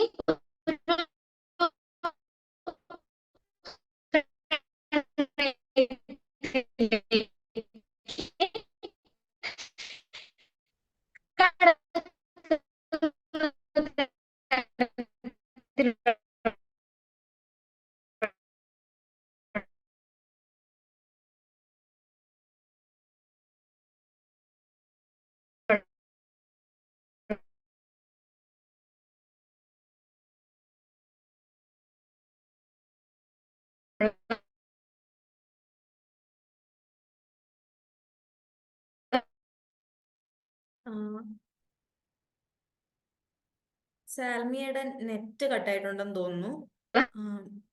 ഓക്കെ, വെയിറ്റ്.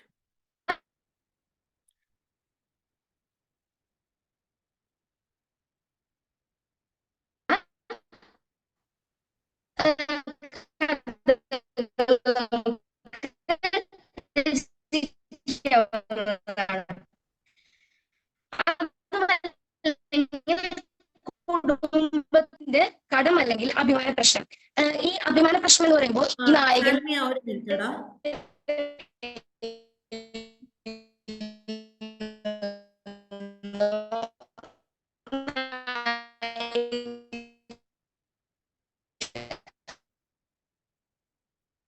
ഓക്കെ, സാൽമിയുടെ നെറ്റ് കട്ടാവുന്നുണ്ടായിരുന്നു. 1 മിനിറ്റ്. ഓക്കെ,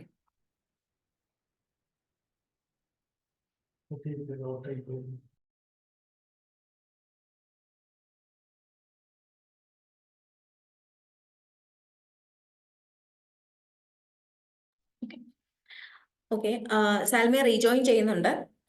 അപ്പോ ഓക്കെ, ഇപ്പോ ഇതില് പ്രതികാരത്തിന് വേണ്ടിയുള്ള വിവാഹം എന്ന് പറയുന്ന പോർഷനാണ് നമ്മളിപ്പോ പറഞ്ഞുകൊണ്ടിരുന്നത്. അതില് ഫസ്റ്റ് ഓഫ് ഓൾ വരുന്നത് കുടുംബത്തിനോടുള്ള പ്രതികാരം, അല്ലെങ്കിൽ ഇവർക്ക് കഥാപാത്രത്തിന് ഇഷ്ടപ്പെട്ട ആരോടെങ്കിലും ഇവരെന്തോ തെറ്റ് ചെയ്തു എന്ന് വിചാരിച്ച തെറ്റിദ്ധാരണയുടെ മേളിൽ വരുന്ന പ്രതികാരം, അങ്ങനെയുള്ള എന്തെങ്കിലും ഒരു പ്രതികാരമായിരിക്കും ഈ കഥയുടെ പ്രധാന മോട്ടീവായിട്ട് വരുന്നത്. പക്ഷെ ആ പ്രതികാരം ചെയ്യാൻ വേണ്ടി ഇവര് കണ്ടെത്തുന്ന മാർഗം എന്ന് പറയുന്നത് വിവാഹമായിരിക്കും. അങ്ങനെയുള്ള കഥകൾ നമുക്ക് പ്രതിലിപിയുടെ അകത്തും പുറത്തും ഒരുപാട് മോസ്റ്റ്ലി സീരിയലുകളിലാണ് ഇതുപോലുള്ള കഥകൾ കാണാൻ പറ്റുന്നത്. പ്രതിലിപിയുടെ അകത്ത് ഇത് ഭയങ്കരമായിട്ട് ട്രെൻഡിങ് ആയിട്ടുള്ള ഒരു തീമാണ്. ഓക്കെ, ഇതില് പ്രതികാരം എന്ന് പറയുമ്പോഴേക്കും ഒരുപക്ഷെ നായകനോ നായികയോ അറിയാതെ ചെയ്ത എന്തെങ്കിലും തെറ്റായിരിക്കും, അതല്ലെങ്കിൽ അവരെ അറിഞ്ഞുകൊണ്ട് ചെയ്തതായിരിക്കും. അതിന് എഗെയിൻസ്റ്റ് ആയിട്ട് അതിനൊരു റിവെഞ്ച് ചെയ്യാൻ വേണ്ടിയിട്ട് ഇവർക്ക് അവരുടെ കുടുംബത്തിലേക്ക് കയറി വരണം, അല്ലെങ്കിൽ ഇവരുടെ ലൈഫിലേക്ക് കയറി വരണം. അതിന് വേണ്ടിയിട്ട് ഇവര് എടുക്കുന്ന ഒരു മാർഗം എന്ന് പറയുന്നത് അവരെ വിവാഹം കഴിക്കുക എന്നുള്ളതാണ്. ഓക്കെ, അങ്ങനെയാണ് ഈ ഒരു തീം പോകുന്നത്. ഇപ്പൊ പ്രതിലിപിയുടെ ഉള്ളില് പ്രീമിയത്തിലുള്ള ഒരുപാട് രചനകളിൽ തന്നെ നിങ്ങൾക്ക് ഈ ഒരു ഓപ്ഷൻ കാണാൻ പറ്റുന്നതാണ്. ഇങ്ങനെ പ്രതികാരം എന്ന് പറയുമ്പോഴേക്കും അതിൻ്റെ ഉള്ളില് പ്രതികാരം ചെയ്യാൻ വേണ്ടി വിവാഹം കഴിക്കുന്ന ഒരു നായകൻ ഒരിക്കലും നായികയെ ആലിംഗനം ചെയ്തിട്ട് പൊന്നേ ചക്കര എന്ന് വിളിച്ച് സംസാരിക്കത്തില്ല, അല്ലെ? അപ്പോ ഇതുപോലുള്ള പ്രശ്നങ്ങൾ, അതായത് പ്രതികാരത്തിന് വേണ്ടി വരുന്ന സമയത്ത് അവിടെ നമ്മളുടെ തീം എന്ന് പറയുന്നത് റിവെഞ്ച് ടു ലവ് ആണ്. അതായത് പ്രതികാരത്തിൽ നിന്ന് പ്രണയത്തിലേക്ക് പോകുന്നതാണ്. പ്രതികാരം ചെയ്യുന്ന സമയത്ത് അത്രയും ടോക്സിക് ആയിട്ട് വയലന്റ് ആയിട്ട് പ്രതികരിക്കുന്ന ഒരാള് എങ്ങനെ പരിണാമം സംഭവിച്ച് പ്രണയത്തിലേക്ക് എത്തുന്നു എന്നുള്ളതാണ് നമ്മളുടെ കഥയിൽ വരുന്നത്. അപ്പോ ഒരിക്കലും നമ്മൾ അവിടെ അവർ കാണിക്കുന്ന വയലൻസിനെ അല്ല പ്രൊമോട്ട് ചെയ്യുന്നത്, മറിച്ച് അവരുടെ ജീവിതത്തിന്റെ ആ ഒരു ഗ്രാഫ് ഉണ്ടല്ലോ, എങ്ങനെ അവർ പ്രതികാരത്തിൽ നിന്ന് പ്രണയത്തിലേക്ക് പോകുന്നു, അതിലേക്കാണ് നമ്മൾ ഈ ഒരു ടോപ്പിക്കിൽ വരുന്നത്. Okay, I think Salmiya join ചെയ്തിട്ടുണ്ടെങ്കിൽ സാൽമിയക്ക് എന്തെങ്കിലും കൂടി പറയാനുണ്ടാകും. Okay, right.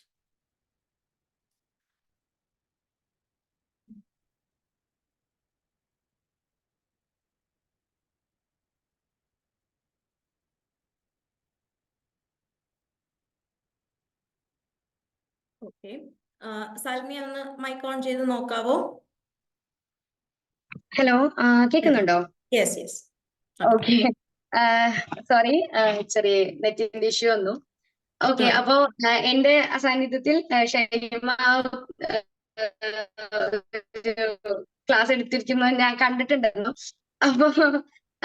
അപ്പൊ അത്രയാണ് എന്നിൽ നിക്ഷിപ്തമായിരുന്ന ജോലി എന്ന് പറയുന്നത്.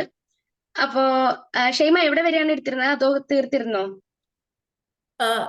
പ്രതികാരത്തിന്റെ ജസ്റ്റ് പറഞ്ഞു പോയെന്നേ ഉള്ളൂ, അത് കംപ്ലീറ്റ് ചെയ്തോ? ഓക്കെ, ഞാൻ കംപ്ലീറ്റ് ചെയ്യാം. ഓക്കെ, ഇപ്പൊ കേൾക്കാലോ അല്ലേ? കുഴപ്പമില്ലല്ലോ? യെസ് യെസ്, ഓക്കെ ആണ്. ഓക്കെ,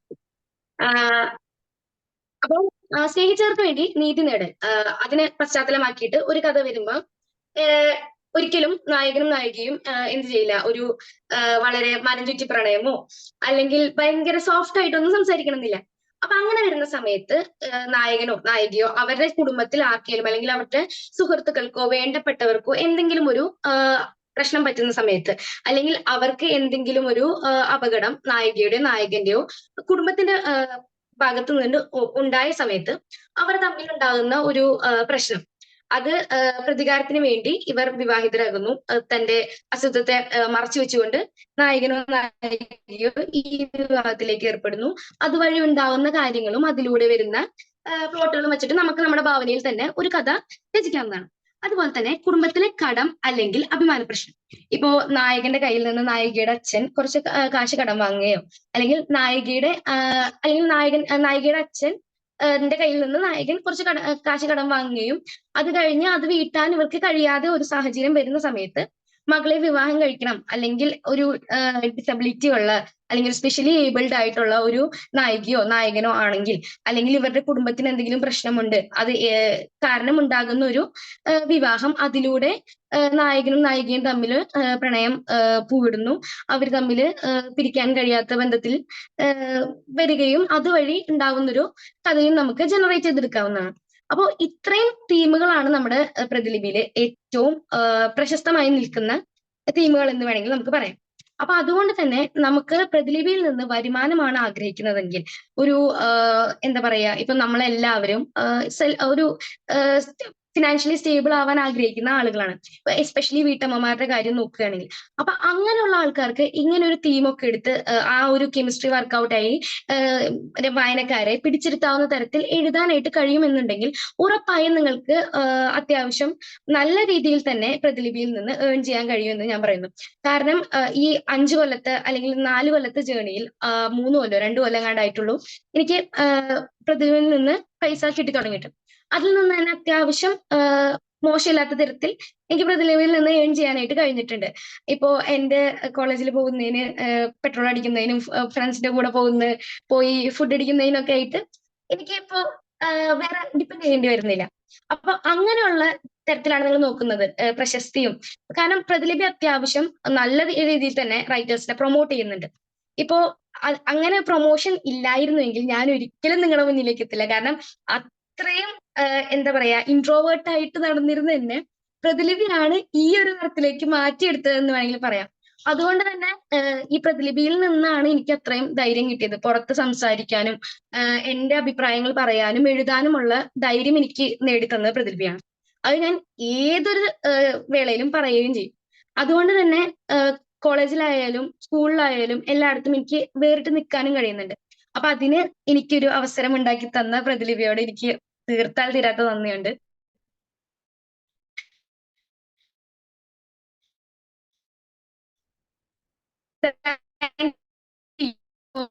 ഇങ്ങനെ ഒരു അവസരം ഒരിക്കലും പ്രതീക്ഷിച്ചിട്ടില്ല. And thank you. കാരണം കിട്ടാൻ കഴിയുമെന്ന് ഒരിക്കലും ഞാൻ പ്രതീക്ഷിക്കാത്ത കാര്യമാണ്.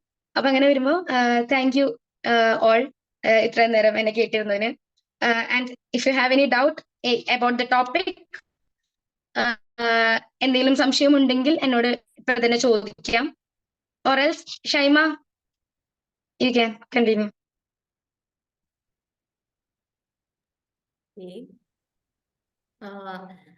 ആക്ച്വലി നമ്മളുടെ മാസ്റ്റർ ക്ലാസ്സിൽ ആദ്യമായിട്ടാണ് മറ്റൊരു റൈറ്ററെ ക്ഷണിക്കുന്നത്. അപ്പോൾ ഇങ്ങനെ ഒരു ക്ലാസ്സിൽ വന്ന് നിങ്ങൾ പ്രതിലിപിയിൽ എഴുതിയതിൽ നിന്നുള്ള ഇൻസൈറ്റ്സ് കൂടി പങ്കുവച്ചതിൽ ആദ്യം തന്നെ സാൽമിയോട് ഒരുപാട് നന്ദി.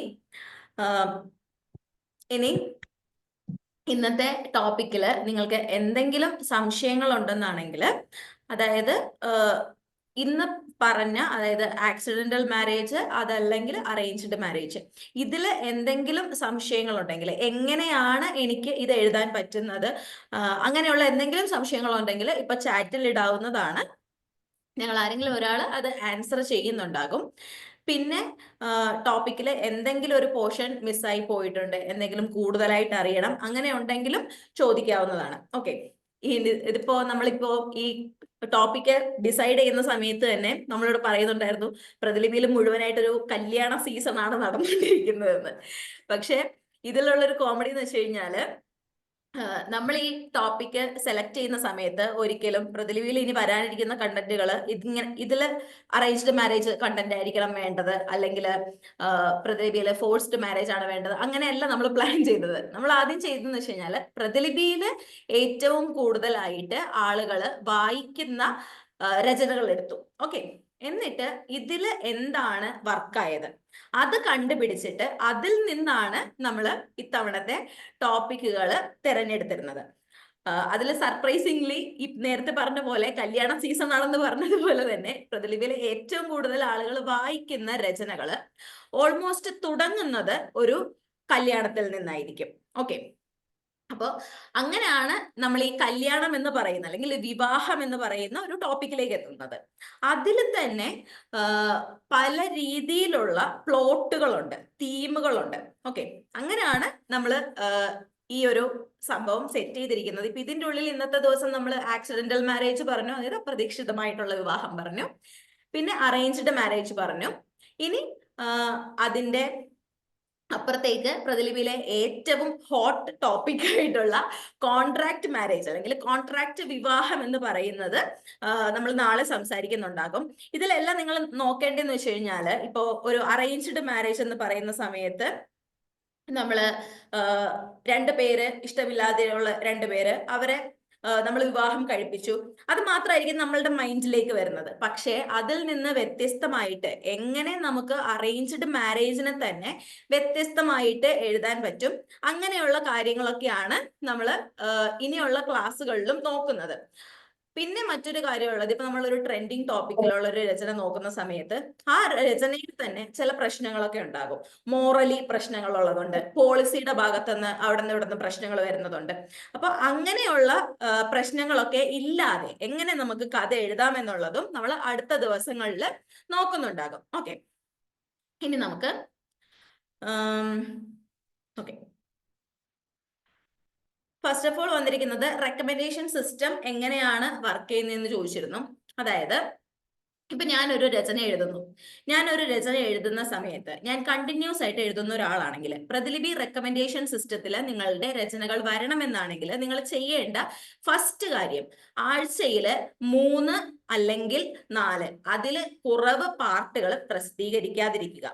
3-ലും 4-ലും മേളിലെ പാർട്ടുകൾ പ്രസിദ്ധീകരിക്കുന്ന രചനകൾ എങ്ങനെ പോയാലും നമ്മളുടെ റെക്കമെൻഡേഷൻ സിസ്റ്റത്തിലേക്ക് എത്തും. ദിവസവും പ്രസിദ്ധീകരിക്കുന്ന രചയിതാക്കളുണ്ട്. അവരുടെ കഥ കൂടുതൽ ആളുകളിലേക്ക് എത്താറുണ്ട്. അതിന്റെ റീസൺ എന്ന് പറഞ്ഞു കഴിഞ്ഞാൽ നമ്മൾ ദിവസവും പ്രസിദ്ധീകരിക്കുമ്പോൾ റെക്കമെൻഡേഷൻ സിസ്റ്റം അത് പിക്ക് ചെയ്യുകയും കൂടുതൽ ആളുകളിലേക്ക് എത്തിക്കുകയും ചെയ്യും. ഓക്കെ, ഇനി ഞാനിപ്പോ ഒരു രചന സ്റ്റാർട്ട് ചെയ്യുവാണ്, എഴുതാൻ തുടങ്ങുവാണ്. അതിന്റെ 5ാമത്തെ ഭാഗം എഴുതി കഴിഞ്ഞു എന്ന് വിചാരിക്കാം. 5ാമത്തെ ഭാഗം എഴുതി കഴിഞ്ഞാൽ എന്റെ ആ സീരീസ് ഒരു 100 പേർക്ക് സിസ്റ്റം, അതായത് നമ്മളുടെ റെക്കമെൻഡേഷൻ സിസ്റ്റം ഈ 100 പേർക്ക് ഈ രചന കാണിച്ചു കൊടുക്കുന്നു. ഓക്കെ, എന്നിട്ട് പറയാണ് ഇതാണ് ഇപ്പോഴത്തെ പുതിയ രചന, നിങ്ങൾക്ക് ഇതിൽ ഏതെങ്കിലും വായിക്കാൻ താല്പര്യമുണ്ടെങ്കിൽ വായിച്ചു നോക്കുക. ഓക്കെ, അങ്ങനെ പറയുന്ന സമയത്ത് ഞാനിപ്പോ അത് കാണുന്നു. അപ്പൊ ഞാൻ ഒരു സമയത്ത് ഒരു 10 കഥകൾ കാണുന്നുണ്ടാകും. അപ്പൊ അതിൽ ഏതെങ്കിലും ഒന്നിൽ ഞാൻ ക്ലിക്ക് ചെയ്യുന്നു. ആ ക്ലിക്ക് ചെയ്യാനുള്ള റീസൺ പലതായിരിക്കും. ഒന്നുകിൽ എനിക്ക് അതിന്റെ കവർ ഇമേജ് ഇഷ്ടപ്പെട്ടിട്ടുണ്ടാകും, അതല്ലെങ്കിൽ അതിന്റെ സംഗ്രഹം ഇഷ്ടപ്പെട്ടിട്ടുണ്ടാകും, അതല്ലെങ്കിൽ ആ കഥയുടെ പേര് ഇഷ്ടപ്പെട്ടിട്ടുണ്ടാകും. അങ്ങനെ ഞാൻ ഒരു കഥയിൽ ക്ലിക്ക് ചെയ്യുന്നു. ആ കഥ ഞാൻ വായിച്ചു നോക്കുന്നു. വായിച്ചു നോക്കിയിട്ട് ആദ്യത്തെ ഭാഗം വായിച്ചു, പക്ഷെ ആദ്യത്തെ ഒരു 2 പാരഗ്രാഫ് വായിച്ചു കഴിഞ്ഞപ്പോൾ എനിക്ക് ഇഷ്ടപ്പെട്ടില്ല. അപ്പൊ ഞാൻ ആ കഥ ഉപേക്ഷിച്ചു. അങ്ങനെ ഉപേക്ഷിക്കപ്പെടുമ്പോഴേക്കും റെക്കമെൻഡേഷൻ സിസ്റ്റം എന്താണ് മനസ്സിലാക്കുന്നത്, ഈ കഥ ഞാൻ 100 പേർക്ക് കൊടുത്തു, അതില് 50 പേര് ഈ കഥ പാതി വഴിയിൽ ഉപേക്ഷിച്ചു. അപ്പൊ ഈ കഥ 100 പേരെന്നുള്ളത് കുറഞ്ഞ് 50 പേർക്ക് കാണിക്കും. അതേ സമയത്ത് ഈ വായിക്കുന്നവര് അടുത്ത പാർട്ടിലേക്ക് പോയി കഴിഞ്ഞാൽ റെക്കമെൻഡേഷൻ സിസ്റ്റം മനസ്സിലാക്കുന്നത് ഈ കഥ ഇത്രയും പേർക്ക് ഇഷ്ടപ്പെട്ടിട്ടുണ്ട്, അപ്പൊ അടുത്ത ആളുകൾ കൂടി ഇത് കാണിച്ചു കൊടുക്കാം. അങ്ങനെ അടുത്ത 100 പേർക്ക് കൂടി ഇത് കാണിച്ചു കൊടുക്കുന്നു. അങ്ങനെയാണ് നമ്മളുടെ റെക്കമെൻഡേഷൻ സിസ്റ്റം വർക്ക് ചെയ്യുന്നത്. ഇതില് നിങ്ങൾ സ്ഥിരമായിട്ട് രചനകൾ എഴുതുന്നവരാണ്, പ്രതിലിപിയിലെ വായനക്കാരെ നിങ്ങളുടെ കഥയുടെ ആദ്യം മുതൽ അവസാനം വരെ, അതായത് ഒരു പാർട്ടിന്റെ ആദ്യം മുതൽ അവസാനം വരെ നിങ്ങൾക്ക് കൊണ്ടുപോകാൻ സാധിക്കുന്നുണ്ട്. അത് കഴിഞ്ഞ് അടുത്ത പാർട്ടിലേക്ക് അവർ വരുന്നുണ്ടെന്നാണെങ്കിൽ നിങ്ങളുടെ കഥ എന്തായാലും റെക്കമെൻഡേഷൻ സിസ്റ്റത്തിൽ വരുന്നുണ്ടാകും. ഓക്കെ, ഇനി എഡിറ്റേഴ്സ് ചോയ്സ് എന്താണെന്ന് ചോദിക്കുന്നുണ്ട്. എഡിറ്റേഴ്സ് ചോയ്സ് ആക്ച്വലി പ്രതിലിപിയിൽ ഇപ്പൊ നിങ്ങൾ വായിക്കുന്ന രചനകളുണ്ടല്ലോ, നിങ്ങൾ വായിക്കുന്ന രചനകളിൽ അതേ മോഡലിൽ വരുന്ന രചനകൾ സിസ്റ്റം തന്നെ സെലക്ട് ചെയ്ത് കൊണ്ടുവരുന്നതാണ് എഡിറ്റേഴ്സ് ചോയ്സ് എന്ന് പറയുന്നത്. പ്രതിലിപിയിൽ ഒരു എഡിറ്റിംഗ് പാനൽ ഇല്ല എന്ന് നിങ്ങൾക്ക് എല്ലാവർക്കും അറിയുന്നതാണ്.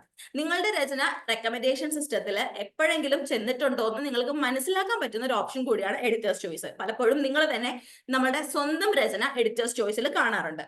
നിങ്ങളുടെ സ്വന്തം രചന റെക്കമെൻഡേഷൻ സിസ്റ്റത്തിൽ കാണുന്ന ഒരേ ഒരു സ്ഥലം എന്ന് പറയുന്നത് എഡിറ്റേഴ്സ് ചോയ്സ് ആണ്. ഇനി ഡെയിലി ടോപ്പിക് വേണമെന്ന് പറയുന്നവരുണ്ട്. ഡെയിലി ടോപ്പിക് നമ്മൾ തിരികെ കൊണ്ടുവരും. ഇതെന്താന്ന് വെച്ച് കഴിഞ്ഞാൽ നമ്മൾ പലപ്പോഴും ഒരുപാട് എക്സ്പെരിമെന്റുകൾ നടത്താറുണ്ട്. എന്തൊക്കെയാണ് പ്രതിലിപിയിൽ വർക്കാവുന്നത്, വായനക്കാർക്ക് എന്താണ് വേണ്ടത്, അല്ലെങ്കിൽ രചയിതാക്കൾക്ക് എങ്ങനെ എഴുതാനാണ് ഇഷ്ടം, അങ്ങനെ ഒരുപാട് കാര്യങ്ങൾ നമുക്ക് അറിയേണ്ടതുണ്ട്. എങ്കിലും നമുക്ക് ആപ്പിനെ മുന്നോട്ട് കൊണ്ടുപോകാൻ പറ്റും. അപ്പോൾ ഒരു ചുരുങ്ങിയ കാലയളവിലേക്ക് നമ്മൾ ഒരു പുതിയ ഫീച്ചർ കൊണ്ടുവരികയും അല്ലെങ്കിൽ ഉള്ള ഫീച്ചറുകളെ കുറച്ച് മോഡിഫൈ ചെയ്തിട്ട് നമുക്ക് വേണ്ട ഡാറ്റ കളക്ട് ചെയ്യാനും ഉപയോഗിക്കാറുണ്ട്. അതുകൊണ്ടാണ് ഇപ്പോൾ ഡെയിലി ടോപ്പിക്കിന്റെ ഉള്ളിൽ ദിവസേനയുള്ള വിഷയങ്ങൾ മാറ്റിയിട്ട് ആഴ്ചയിലെ വിഷയങ്ങൾ വെച്ചിരിക്കുന്നത്. ഓക്കെ, AI ഉപയോഗിച്ച് എങ്ങനെ എഴുതാമെന്ന് ചോദിക്കുന്നുണ്ട്. അത് കുറച്ച് വലിയൊരു ടോപ്പിക് ആയതുകൊണ്ട് നമുക്കത് അവസാനത്തെ ദിവസത്തിലേക്ക് വയ്ക്കാം കേട്ടോ. ഓക്കെ, പ്രതികാരമുള്ള ഒരു വിവാഹം ആണ് നമ്മൾ, അതായത് പ്രതികാര വിവാഹം, റിവെഞ്ച് മാരേജ് ആണ് നമ്മൾ എഴുതുന്നതെങ്കിൽ അവര് തമ്മിൽ നെഗറ്റീവ് ആയിട്ടുള്ള ഒരു ക്യാരക്ടർ വന്നാൽ അതിനെ എങ്ങനെയാണ് ഹാൻഡിൽ ചെയ്യേണ്ടത്, അതിനെ എങ്ങനെ എഴുതണം, അങ്ങനെ ഒരു ക്വസ്റ്റ്യൻ വന്നിട്ടുണ്ട്. ഓക്കെ, ഇപ്പോ നമ്മൾ ഒരു കഥ എഴുതുന്ന സമയത്ത് എന്റെ നായകൻ അല്ലെങ്കിൽ എന്റെ ഒരു നായിക എടുക്കാം. എന്റെ നായിക പ്രതികാരം ചെയ്യാൻ വേണ്ടിയാണ് വിവാഹം കഴിക്കുന്നത്. പ്രതികാരം ചെയ്യാൻ വേണ്ടി വരുന്ന നായിക ഒരിക്കലും ആ വീട്ടിൽ വന്നിട്ട് സാധാരണ നമ്മൾ സീരിയലുകളിൽ കാണുന്ന ഒരു മരുമകളെ പോലെ അടങ്ങി ഒതുങ്ങിയിരുന്ന് ആ വീട്ടിലെ കാര്യങ്ങളെല്ലാം ചെയ്ത് എല്ലാവരെയും സ്നേഹിച്ച് പരിപാലിച്ച് പോകുമെന്ന് നമുക്ക് പ്രതീക്ഷിക്കാൻ പറ്റില്ല. കാരണം പ്രതികാരം എന്ന് പറയുന്നത് തന്നെ അത് ആ തീമിൽ തന്നെ ഒരു നെഗറ്റീവ് ഷെയ്ഡ് ഉണ്ട്, അല്ലെ? അപ്പൊ അങ്ങനെ ഒരു പ്രതികാരം നടക്കുന്ന സമയത്ത് അവര് വയലന്റ് ആയിട്ട് പെരുമാറിയേക്കാം, ടോക്സിക് ആയിട്ട് പെരുമാറിയേക്കാം. പക്ഷെ ആ കഥയുടെ അവസാനത്തിലേക്ക് ആ കഥാപാത്രത്തിന് പരിണാമം വരുന്നുണ്ടോ, ആ കഥയില് ഒരു നീതി കിട്ടുന്നുണ്ടോ, അതാണ് നമ്മൾ ശ്രദ്ധിക്കേണ്ടത്. അത് നമ്മളുടെ ഒരു മോറൽ സൈഡാണ്. അത് നമുക്ക് എപ്പോഴും ഒരു പോളിസിയുടെ ഭാഗമായിട്ടൊന്നും നമുക്ക് പറയാൻ പറ്റിയ കാര്യമല്ല. കാരണം നമ്മുടെ പോളിസി അനുസരിച്ച് നമുക്ക് വയലൻസ് വരുന്നതെന്ന് വെച്ച് കഴിഞ്ഞാൽ, ഇപ്പോൾ റേപ്പ് വരുന്നുണ്ടെങ്കിൽ, റേപ്പിനെ പ്രകീർത്തിക്കുന്നുണ്ടെങ്കിൽ, ഗ്ലോറിഫൈ ചെയ്യുന്നുണ്ടെങ്കിൽ നമ്മൾ അതിനെതിരെ ആക്ഷൻ എടുക്കാറുണ്ട്. പക്ഷേ കഥ ആവശ്യപ്പെടുന്ന രീതിയിൽ വയലൻസ് എഴുതുന്ന സമയത്ത് നമുക്ക് അതിൻ്റെ ഉള്ളിൽ ആക്ഷൻ എടുക്കാറില്ല. കാരണം ആ കഥയിൽ അത് ആവശ്യമാണെങ്കിൽ.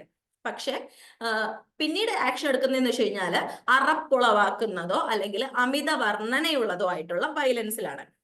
അങ്ങനെയല്ലാതെ നിങ്ങൾക്ക് ആ കഥാപാത്രത്തെ വിവരിക്കുന്നതിന് വേണ്ടിയിട്ടുള്ള രീതിയിൽ നെഗറ്റീവ് ഷെയ്ഡ് കൊടുക്കുന്നതിന് യാതൊരു പ്രശ്നവും ഇല്ല. അത് നമ്മളുടെ കഥയുടെ പ്ലോട്ടിന് ആവശ്യമാണെങ്കിൽ കേട്ടോ. ടോക്സിസിറ്റി കടന്നു വരുന്നതിനെ പറ്റി ചോദിക്കുന്നുണ്ട്. ടോക്സിസിറ്റി കടന്നു വരുന്നതിലും ഇതും നിങ്ങളുടെ ഒരു മോറൽ സൈഡാണ്. ഇപ്പോ പല സമയങ്ങളിലും നമ്മളുടെ കുടുംബത്തില് നമ്മളുടെ കുടുംബത്തില് ഒരാള് ഒരു മോശമായിട്ടുള്ള ഒരു വിവാഹ ബന്ധത്തിലാണ് നിൽക്കുന്നതെന്ന് വിചാരിക്കാം. നമ്മൾ ഒരുപാട് പറഞ്ഞു അവരോട്, അതായത് ഈ ബന്ധം തീരെ ഹെൽത്തി അല്ല, ഇത് ആരോഗ്യകരമായിട്ടുള്ള ഒരു ബന്ധമല്ല, ഈ ബന്ധത്തിൽ നിന്ന് നീ മാറണം. പക്ഷെ അവര് അതില് ഉറച്ചു നിൽക്കുവാണ്. എന്ന് വെച്ച് കഴിഞ്ഞാല് എനിക്ക് ഈ വിവാഹം തന്നെ മതി, കാരണം ഇത് എന്റെ കുട്ടികളുടെ അച്ഛനാണ് അല്ലെങ്കിൽ എന്റെ ഭർത്താവാണ് എന്ന് പറഞ്ഞ് നിൽക്കുന്ന ഒരുപാട് സ്ത്രീകളുണ്ട് അല്ലെ. അപ്പോൾ അതിന് നമുക്ക് ഒരിക്കലും നീ തെറ്റാണ് ചെയ്യുന്നതെന്ന് നമുക്കിരുന്ന് പറഞ്ഞുകൊണ്ടിരിക്കാൻ പറ്റില്ല. നമുക്ക് അവരെ പോയിട്ട് ഹെൽപ്പ് ചെയ്യാൻ പറ്റുമെങ്കിൽ നമുക്ക് അവരെ ആ വിവാഹത്തിൽ നിന്ന് ഇറക്കിക്കൊണ്ടുവരാൻ പറ്റുള്ളൂ. അപ്പൊ നമ്മൾ ഇതുപോലുള്ള സ്ത്രീകളെ അവരുടെ കഥകൾ നമ്മൾ കേൾക്കുകയോ അല്ലെങ്കിൽ നമ്മളുടെ കുടുംബത്തിൽ തന്നെ കാണുകയോ ചെയ്തിട്ടുണ്ടാകും. അതിനർത്ഥം അതുപോലെ ചിന്തിക്കുന്ന കഥാപാത്രങ്ങൾ നമ്മുടെ ചുറ്റുമുണ്ട് എന്നാണ്. ഓക്കെ, അപ്പൊ അങ്ങനെയുള്ള കഥാപാത്രങ്ങൾ കഥയിലേക്ക് വരുമ്പോൾ ആ കഥയിൽ അവരെങ്ങനെ പെരുമാറണം എന്ന് തീരുമാനിക്കുന്നത് നമ്മളുടെ റൈറ്ററുടെ സ്വാതന്ത്ര്യമാണ്. ഓക്കെ, റൈറ്റർക്ക് തീരുമാനിക്കാം ഇവരെങ്ങനെ പെരുമാറണം. ഒരു ഭർത്താവ് അല്ലെങ്കിൽ ഒരു കാമുകൻ ടോക്സിക് ആയിട്ട് പെരുമാറുന്ന സമയത്ത് ഇവരെങ്ങനെ റിയാക്ട് ചെയ്യണം എന്നുള്ളത് നമ്മളുടെ രചയിതാവിന് തീരുമാനിക്കാം. ഇനി ഈ ടോക്സിക് ആയിട്ട് പെരുമാറുന്ന നായകൻ അല്ലെങ്കിൽ നായിക അവസാനം ഒരു ക്ഷമാപണം നടത്തുകയോ അല്ലെങ്കിൽ അവര് ചെയ്തത് തെറ്റാണെന്ന് തിരിച്ചറിയുകയോ ചെയ്യുന്നിടത്താണ് നമ്മളുടെ കഥയ്ക്ക് ഒരു ധാർമ്മികത ഉണ്ടാകുന്നതും ആ കഥ ഒരു മികച്ച സന്ദേശം പുറത്തേക്ക് കൊടുക്കുന്നതും.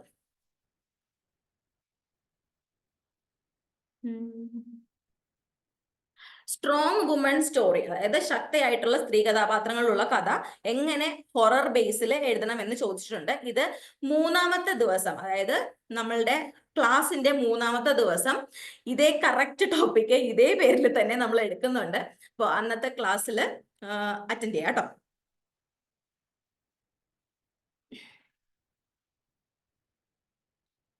ഓക്കെ, കഥയിൽ റൊമാൻസ് എത്രത്തോളം ആകാം?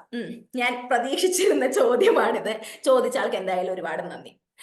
നമ്മള് റൊമാൻസ് എന്ന് പറയുന്നത്, പ്രണയം എന്ന് പറയുന്നത് ഒരിക്കലും മോശമായിട്ടുള്ള ലൈംഗിക വർണ്ണനകളെ എഴുതുന്നതല്ല.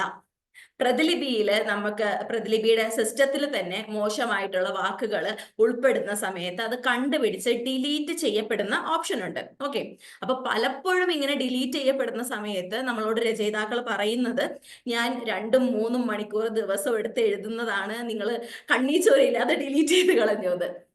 അപ്പൊ ആദ്യമേ പറയട്ടെ, പ്രതിലിപി എന്ന് പറയുന്നത് നിങ്ങളുടെ സ്വാതന്ത്ര്യത്തിനനുസരിച്ച് എഴുതാനുള്ള സ്ഥലമാണ്, പക്ഷെ എന്തും എഴുതാനുള്ള സ്ഥലമല്ല. നിങ്ങൾക്കിപ്പോ യൂട്യൂബിന്റെ അകത്ത് എന്തെങ്കിലും ഒരു വീഡിയോ ഇടണമെങ്കിൽ നിങ്ങൾക്ക് ഇഷ്ടമുള്ള രീതിയിൽ വീഡിയോ ഇടാം. പക്ഷേ യൂട്യൂബ് പോളിസിക്ക് അത് എഗെയിൻസ്റ്റ് ആണെങ്കിൽ യൂട്യൂബ് അത് റിമൂവ് ചെയ്യും. അതുപോലെ തന്നെയാണ് പ്രതിലിപിയിൽ നിങ്ങൾക്ക് റൊമാൻസ് എഴുതാം എന്ന് പറയുമ്പോൾ, പ്രണയം എന്ന് പറയുന്നത് ഒരിക്കലും ശരീരങ്ങൾ തമ്മിൽ മാത്രമുള്ള ബന്ധമല്ല. പ്രതിലിപിയിലെ ഒരുപാട് രചയിതാക്കൾ അങ്ങനെയാണ് ഇപ്പോ കരുതി വെച്ചിരിക്കുന്നത്. നിങ്ങൾക്ക് പ്രതിലിപിയില് നല്ലൊരു രചന എഴുതണമെങ്കിൽ പ്രതിലിപിയില് ഏറ്റവും നന്നായിട്ട് ഏറ്റവും കൂടുതൽ പേര് വായിച്ച് ഏറ്റവും കൂടുതൽ പൈസ വാങ്ങിയിട്ടുള്ള കഥകളുണ്ട്. അതിലൊന്നിലും ഈ പറയുന്ന രീതിയിൽ ആളുകളെ ആകർഷിക്കുന്നതിന് വേണ്ടിയിട്ട് മോശമായിട്ടുള്ള ശരീരവർണ്ണനകളോ ബെഡ്റൂം സീനുകളോ എഴുതിയിട്ടില്ല. അത് നിങ്ങൾ ആദ്യം മനസ്സിലാക്കുക. ഇപ്പൊ നിങ്ങൾക്ക് ഒരു കഥയില് ഇറോട്ടിക് കണ്ടന്റ് അല്ലെങ്കിൽ ശൃംഗാര സാഹിത്യത്തിൽ നിങ്ങൾ ഒരു കഥ എഴുതുന്ന സമയത്ത് നിങ്ങൾക്ക് അതിൻ്റെ ഉള്ളിൽ എന്തെങ്കിലും സംശയം ഉണ്ടെങ്കിൽ, ഇതിന് എനിക്ക് ഇങ്ങനെ എഴുതാമോ, അങ്ങനെ ഒരു സംശയം ഉണ്ടെങ്കിൽ എഴുതാതിരിക്കാം. അതാണ് ഏറ്റവും നല്ല കാര്യം. നമുക്ക് ശൃംഗാര സാഹിത്യം എന്ന് പറയുന്ന ടാഗിന്റെ ഉള്ളിൽ നിങ്ങൾ കഥ എഴുതുന്നതിൽ ചെറിയൊരു സംശയം ഉണ്ടെങ്കിലും അത് എഴുതാതിരിക്കാം. പ്രണയം എന്ന് പറയുന്നത് ശരീരങ്ങൾ മാത്രം തമ്മിലുള്ള ബന്ധമല്ല എന്ന് ആദ്യം മനസ്സിലാക്കാം. പ്രതിലിപിയിലെ ഏറ്റവും സങ്കടപ്പെടുത്തുന്ന ഒരു വിഷയം എന്ന് പറഞ്ഞു കഴിഞ്ഞാൽ, ഇപ്പോ ഗേ ലവ് സ്റ്റോറി ആണെങ്കിൽ, ലെസ്ബിയൻ ലവ് സ്റ്റോറി ആണെങ്കിൽ, ട്രാൻസ്ജെൻഡർ ലവ് സ്റ്റോറി ആണെങ്കിൽ, ഇതിലെല്ലാത്തിലും കാണുന്നത് ആദ്യ ഭാഗം മുതൽ അവസാന ഭാഗം വരെ ഇവര് കോൺസെൻട്രേറ്റ് ചെയ്യുന്നത് അല്ലെങ്കിൽ എഴുതി പിടിപ്പിക്കാൻ നോക്കുന്നത് ഇവർ തമ്മിലുള്ള ബെഡ്റൂം സീൻസ് ആണ്. ഒരിക്കലും അതല്ല പ്രണയം എന്ന് പറയുന്നത്. റൊമാൻറ്റിക് സീനുകൾ എഴുതുന്ന സമയത്ത് അല്ലെങ്കിൽ പ്രണയം കാറ്റഗറിയിൽ, പ്രണയം എന്ന് പറയുന്ന വിഭാഗത്തിലെ രചനകൾ എഴുതാൻ വേണ്ടി നമ്മൾ പറയുമ്പോൾ നമ്മൾ ഉദ്ദേശിക്കുന്നത് ഒരുപാട് തീമുകളും പ്ലോട്ടുകളും പ്രണയത്തിന്റെ ഇടയിൽ ഉണ്ടാവുന്ന പ്രശ്നങ്ങളും ആ പ്രശ്നങ്ങളെ ഇവർ എങ്ങനെ തരണം ചെയ്ത് അവരുടെ ബന്ധത്തെ സ്ട്രോങ് ആക്കുന്നു, ഇതാണ് നമ്മൾ ഉദ്ദേശിക്കുന്നത്. അതല്ലാതെ ഓരോ പാർട്ടിലും ബെഡ്റൂമിൽ നടക്കുന്ന കാര്യങ്ങളെ വിവരിച്ചെഴുതി വയ്ക്കുന്നതല്ല. അങ്ങനെ എഴുതി വയ്ക്കുന്നവരുണ്ടെങ്കിൽ തീർച്ചയായിട്ടും നിങ്ങളുടെ അക്കൗണ്ട് ബ്ലോക്ക് ചെയ്യപ്പെടുകയും മുന്നറിയിപ്പില്ലാതെ കഥ നീക്കം ചെയ്യപ്പെടുകയും പ്രതിലിപിയിൽ നിന്ന് വരുമാനം ലഭിക്കാതാവുകയും ചെയ്യുന്നതാണ്. ഇത് എല്ലാവരും കേട്ടിട്ടുണ്ടെന്ന് വിചാരിക്കുന്നു. ഇനിയും നിങ്ങൾ എഴുതുമ്പോൾ ഇത്രയും ഞാൻ ടൈം കൊടുത്താണ് എഴുതിയത് അങ്ങനെ പറയാൻ വരരുത്. കാരണം ഞാൻ ദിവസവും എഴുതുന്ന ആളാണ്. അപ്പോൾ ദിവസം എഴുതുന്ന സമയത്ത് നമ്മൾ അത്രയും ടൈം കൊടുക്കുന്നുണ്ടെന്ന് എനിക്കറിയാം. ഓരോരുത്തരും എഴുതുന്നതിന്റെ സമയം എത്രയാണെന്ന് നമുക്കറിയാം. അപ്പോൾ നിങ്ങൾ ഒരു കഥ എഴുതിയിട്ട് 100ഉം 150ഉം ഭാഗമുള്ള കഥ നമ്മൾ നീക്കം ചെയ്യുന്ന സമയത്ത് നമുക്കും സങ്കടമുണ്ട്. പക്ഷെ പ്രതിലിപി എന്ന് പറയുന്നത് നമുക്ക് സാലറി തന്നെ ഇവിടെ ഇരുത്തിയിരിക്കുന്നത് പ്രതിലിപി നീറ്റായിട്ട് കൊണ്ടുപോകാൻ വേണ്ടിയിട്ടാണ്. അപ്പൊ അതിൻ്റെ ഉള്ളിൽ ആർക്കും നമ്മളോട് പേഴ്സണലി ഒരു വിരോധം തോന്നരുത്. ഇങ്ങനെയുള്ള കഥകൾ കണ്ടു കഴിഞ്ഞാൽ പൂർണ്ണമായിട്ടും നീക്കം ചെയ്യുകയും അക്കൗണ്ട് ബ്ലോക്ക് ചെയ്യുകയും ചെയ്യുന്നതായിരിക്കും. ഇത് വായിക്കാനേ ആളുള്ളൂ എന്ന് തോന്നാറുണ്ട്. ആ തോന്നൽ വെറും തോന്നലാണ്. ഞാൻ ആദ്യമേ പറഞ്ഞു, പ്രതിലിപിയുടെ ഉള്ളിൽ ഏറ്റവും കൂടുതൽ പൈസ വാങ്ങിയിട്ടുള്ള കഥ, ഏറ്റവും കൂടുതൽ പൈസ വാങ്ങിയിട്ടുള്ള കഥ 10 ലക്ഷവും 15 ലക്ഷവും ഒക്കെ വാങ്ങിച്ചിട്ടുള്ള ഒരു ഹിന്ദി കഥയുണ്ട്. അതുപോലെ തന്നെ മലയാളം സ്റ്റോറീസ് ഉണ്ട്. ഇതിലൊന്നും ഈ പറഞ്ഞ ബെഡ്റൂം സീൻസ് ഇല്ല. ഓക്കെ, നിങ്ങൾക്ക് ആദ്യമേ കിട്ടുന്ന ഒരു പുഷിന്റെ പേരിൽ നിങ്ങൾ ഒരിക്കലും അത്തരം കഥകളിലേക്ക് പോവാതിരിക്കുക. കാരണം അത് നിങ്ങളുടെ പ്രൊഫൈലിനെ തന്നെ മുഴുവനായിട്ടും ബാധിക്കും.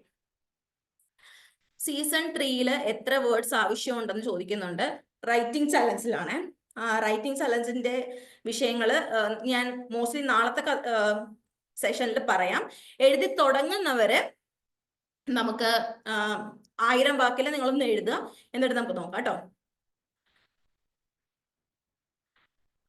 നമുക്ക് വായനക്കാര് റിപ്പോർട്ട് ചെയ്ത് കഴിഞ്ഞാൽ അപ്പൊ തന്നെ കഥ റിമൂവ് ചെയ്യുമോ എന്ന് ചോദിക്കുന്നുണ്ട്. ഇല്ല, പ്രതിലിപിയില് മാസമായിട്ട് റിപ്പോർട്ട് ചെയ്യപ്പെടുന്ന കഥകളുണ്ട്. ഒരു ദിവസം തന്നെ 100ഉം 150ഉം പേരും കുത്തിയിരുന്നിട്ട് എടാ ഈ കഥ റിപ്പോർട്ട് ചെയ്യടാന്ന് പറഞ്ഞ് മെസ്സേജ് ഇട്ട് റിപ്പോർട്ട് ചെയ്യുന്ന കഥകളുണ്ട്.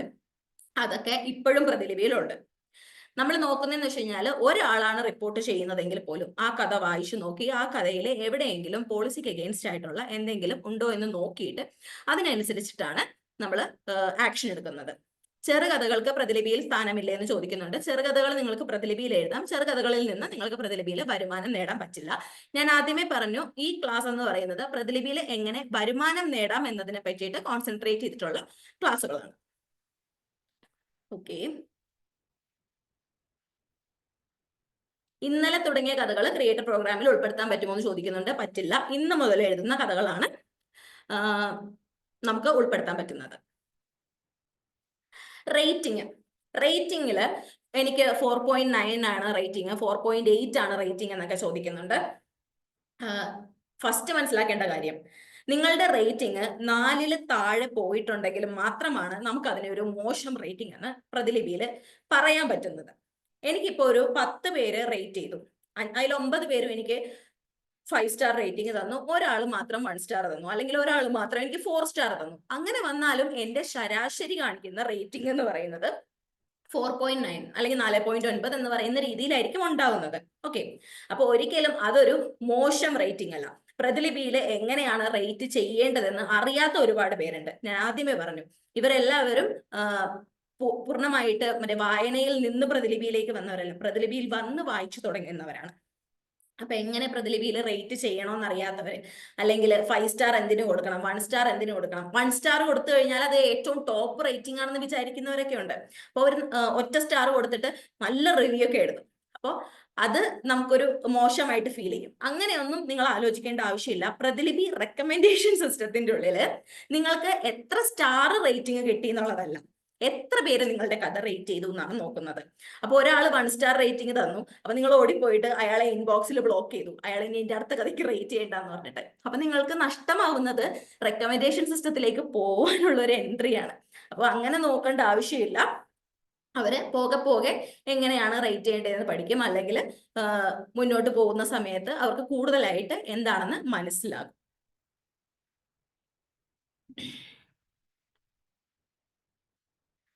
1000-ൽ കൂടുതൽ വാക്കുകളായി കഴിഞ്ഞാൽ കുഴപ്പമുണ്ടോ എന്ന് ചോദിക്കുന്നുണ്ട്. 1000-ൽ കൂടുതൽ വാക്കുകളായി കഴിഞ്ഞാൽ യാതൊരു കുഴപ്പമില്ല. പ്രതിലിപിയിൽ എങ്ങനെയാണ് ഏർണിംഗ് കാൽക്കുലേറ്റ് ചെയ്യുന്നത്? ഇതെല്ലാം നമുക്ക് അവസാനത്തെ ദിവസത്തെ AMA സെഷനിലുള്ളതാണ്. ഇന്നത്തെ ക്ലാസ്സുമായിട്ട് ബന്ധപ്പെട്ടുള്ള എല്ലാ വിഷയങ്ങളും നമ്മൾ കവർ ചെയ്തിട്ടുണ്ട്. അപ്പോൾ ഇനി ഇന്നത്തെ ക്ലാസ്സിന്റെ സ്റ്റഡി മെറ്റീരിയലും അതുപോലെ ഇതിന്റെ വീഡിയോ റെക്കോർഡിങ്ങും നാളെ ഉച്ചയോടുകൂടി നിങ്ങൾക്ക് കമ്മ്യൂണിറ്റിയിൽ ലഭിക്കുന്നതായിരിക്കും. അപ്പൊ അത് ചെക്ക് ചെയ്യുക. എന്തെങ്കിലും സംശയങ്ങൾ ഉണ്ടെങ്കിൽ എഴുതി വെക്കുക. നാളത്തെ ക്ലാസ്സിലോ അല്ലെങ്കിൽ അവസാനത്തെ ദിവസത്തെ AMA സെഷനിലോ ഇത് ചോദിക്കാവുന്നതാണ് കേട്ടോ. അപ്പൊ ഇന്നത്തെ ക്ലാസ്സിൽ ജോയിൻ ചെയ്ത എല്ലാവർക്കും ഒരിക്കൽ കൂടി നന്ദി പറയുന്നു. അതുപോലെ സാൽമിയയ്ക്ക് വലിയൊരു നന്ദി പറയുന്നു. എന്തെങ്കിലും സംശയങ്ങൾ ചോദിച്ചിട്ട് അതിന് മറുപടി കിട്ടാതെ ആയി പോയവരുണ്ടെങ്കിൽ ഒരുപാട് സോറി. കാരണം ഒരുപാട് മെസ്സേജുകൾ വരുന്നുണ്ട്, അതിനുള്ളിൽ എന്തെങ്കിലും മിസ്സായിട്ടുണ്ടാകും. അപ്പൊ എന്തെങ്കിലും സംശയങ്ങൾ ഉണ്ടെങ്കിൽ നിങ്ങൾ malayalam@prathilabi.com മെയിൽ അയക്കുകയോ അല്ലെങ്കിൽ നിങ്ങൾക്ക് കമ്മ്യൂണിറ്റിയിൽ മെസ്സേജ് വരുന്ന നമ്പറിലേക്ക് വാട്സപ്പ് ചെയ്യുകയോ ചെയ്യാം.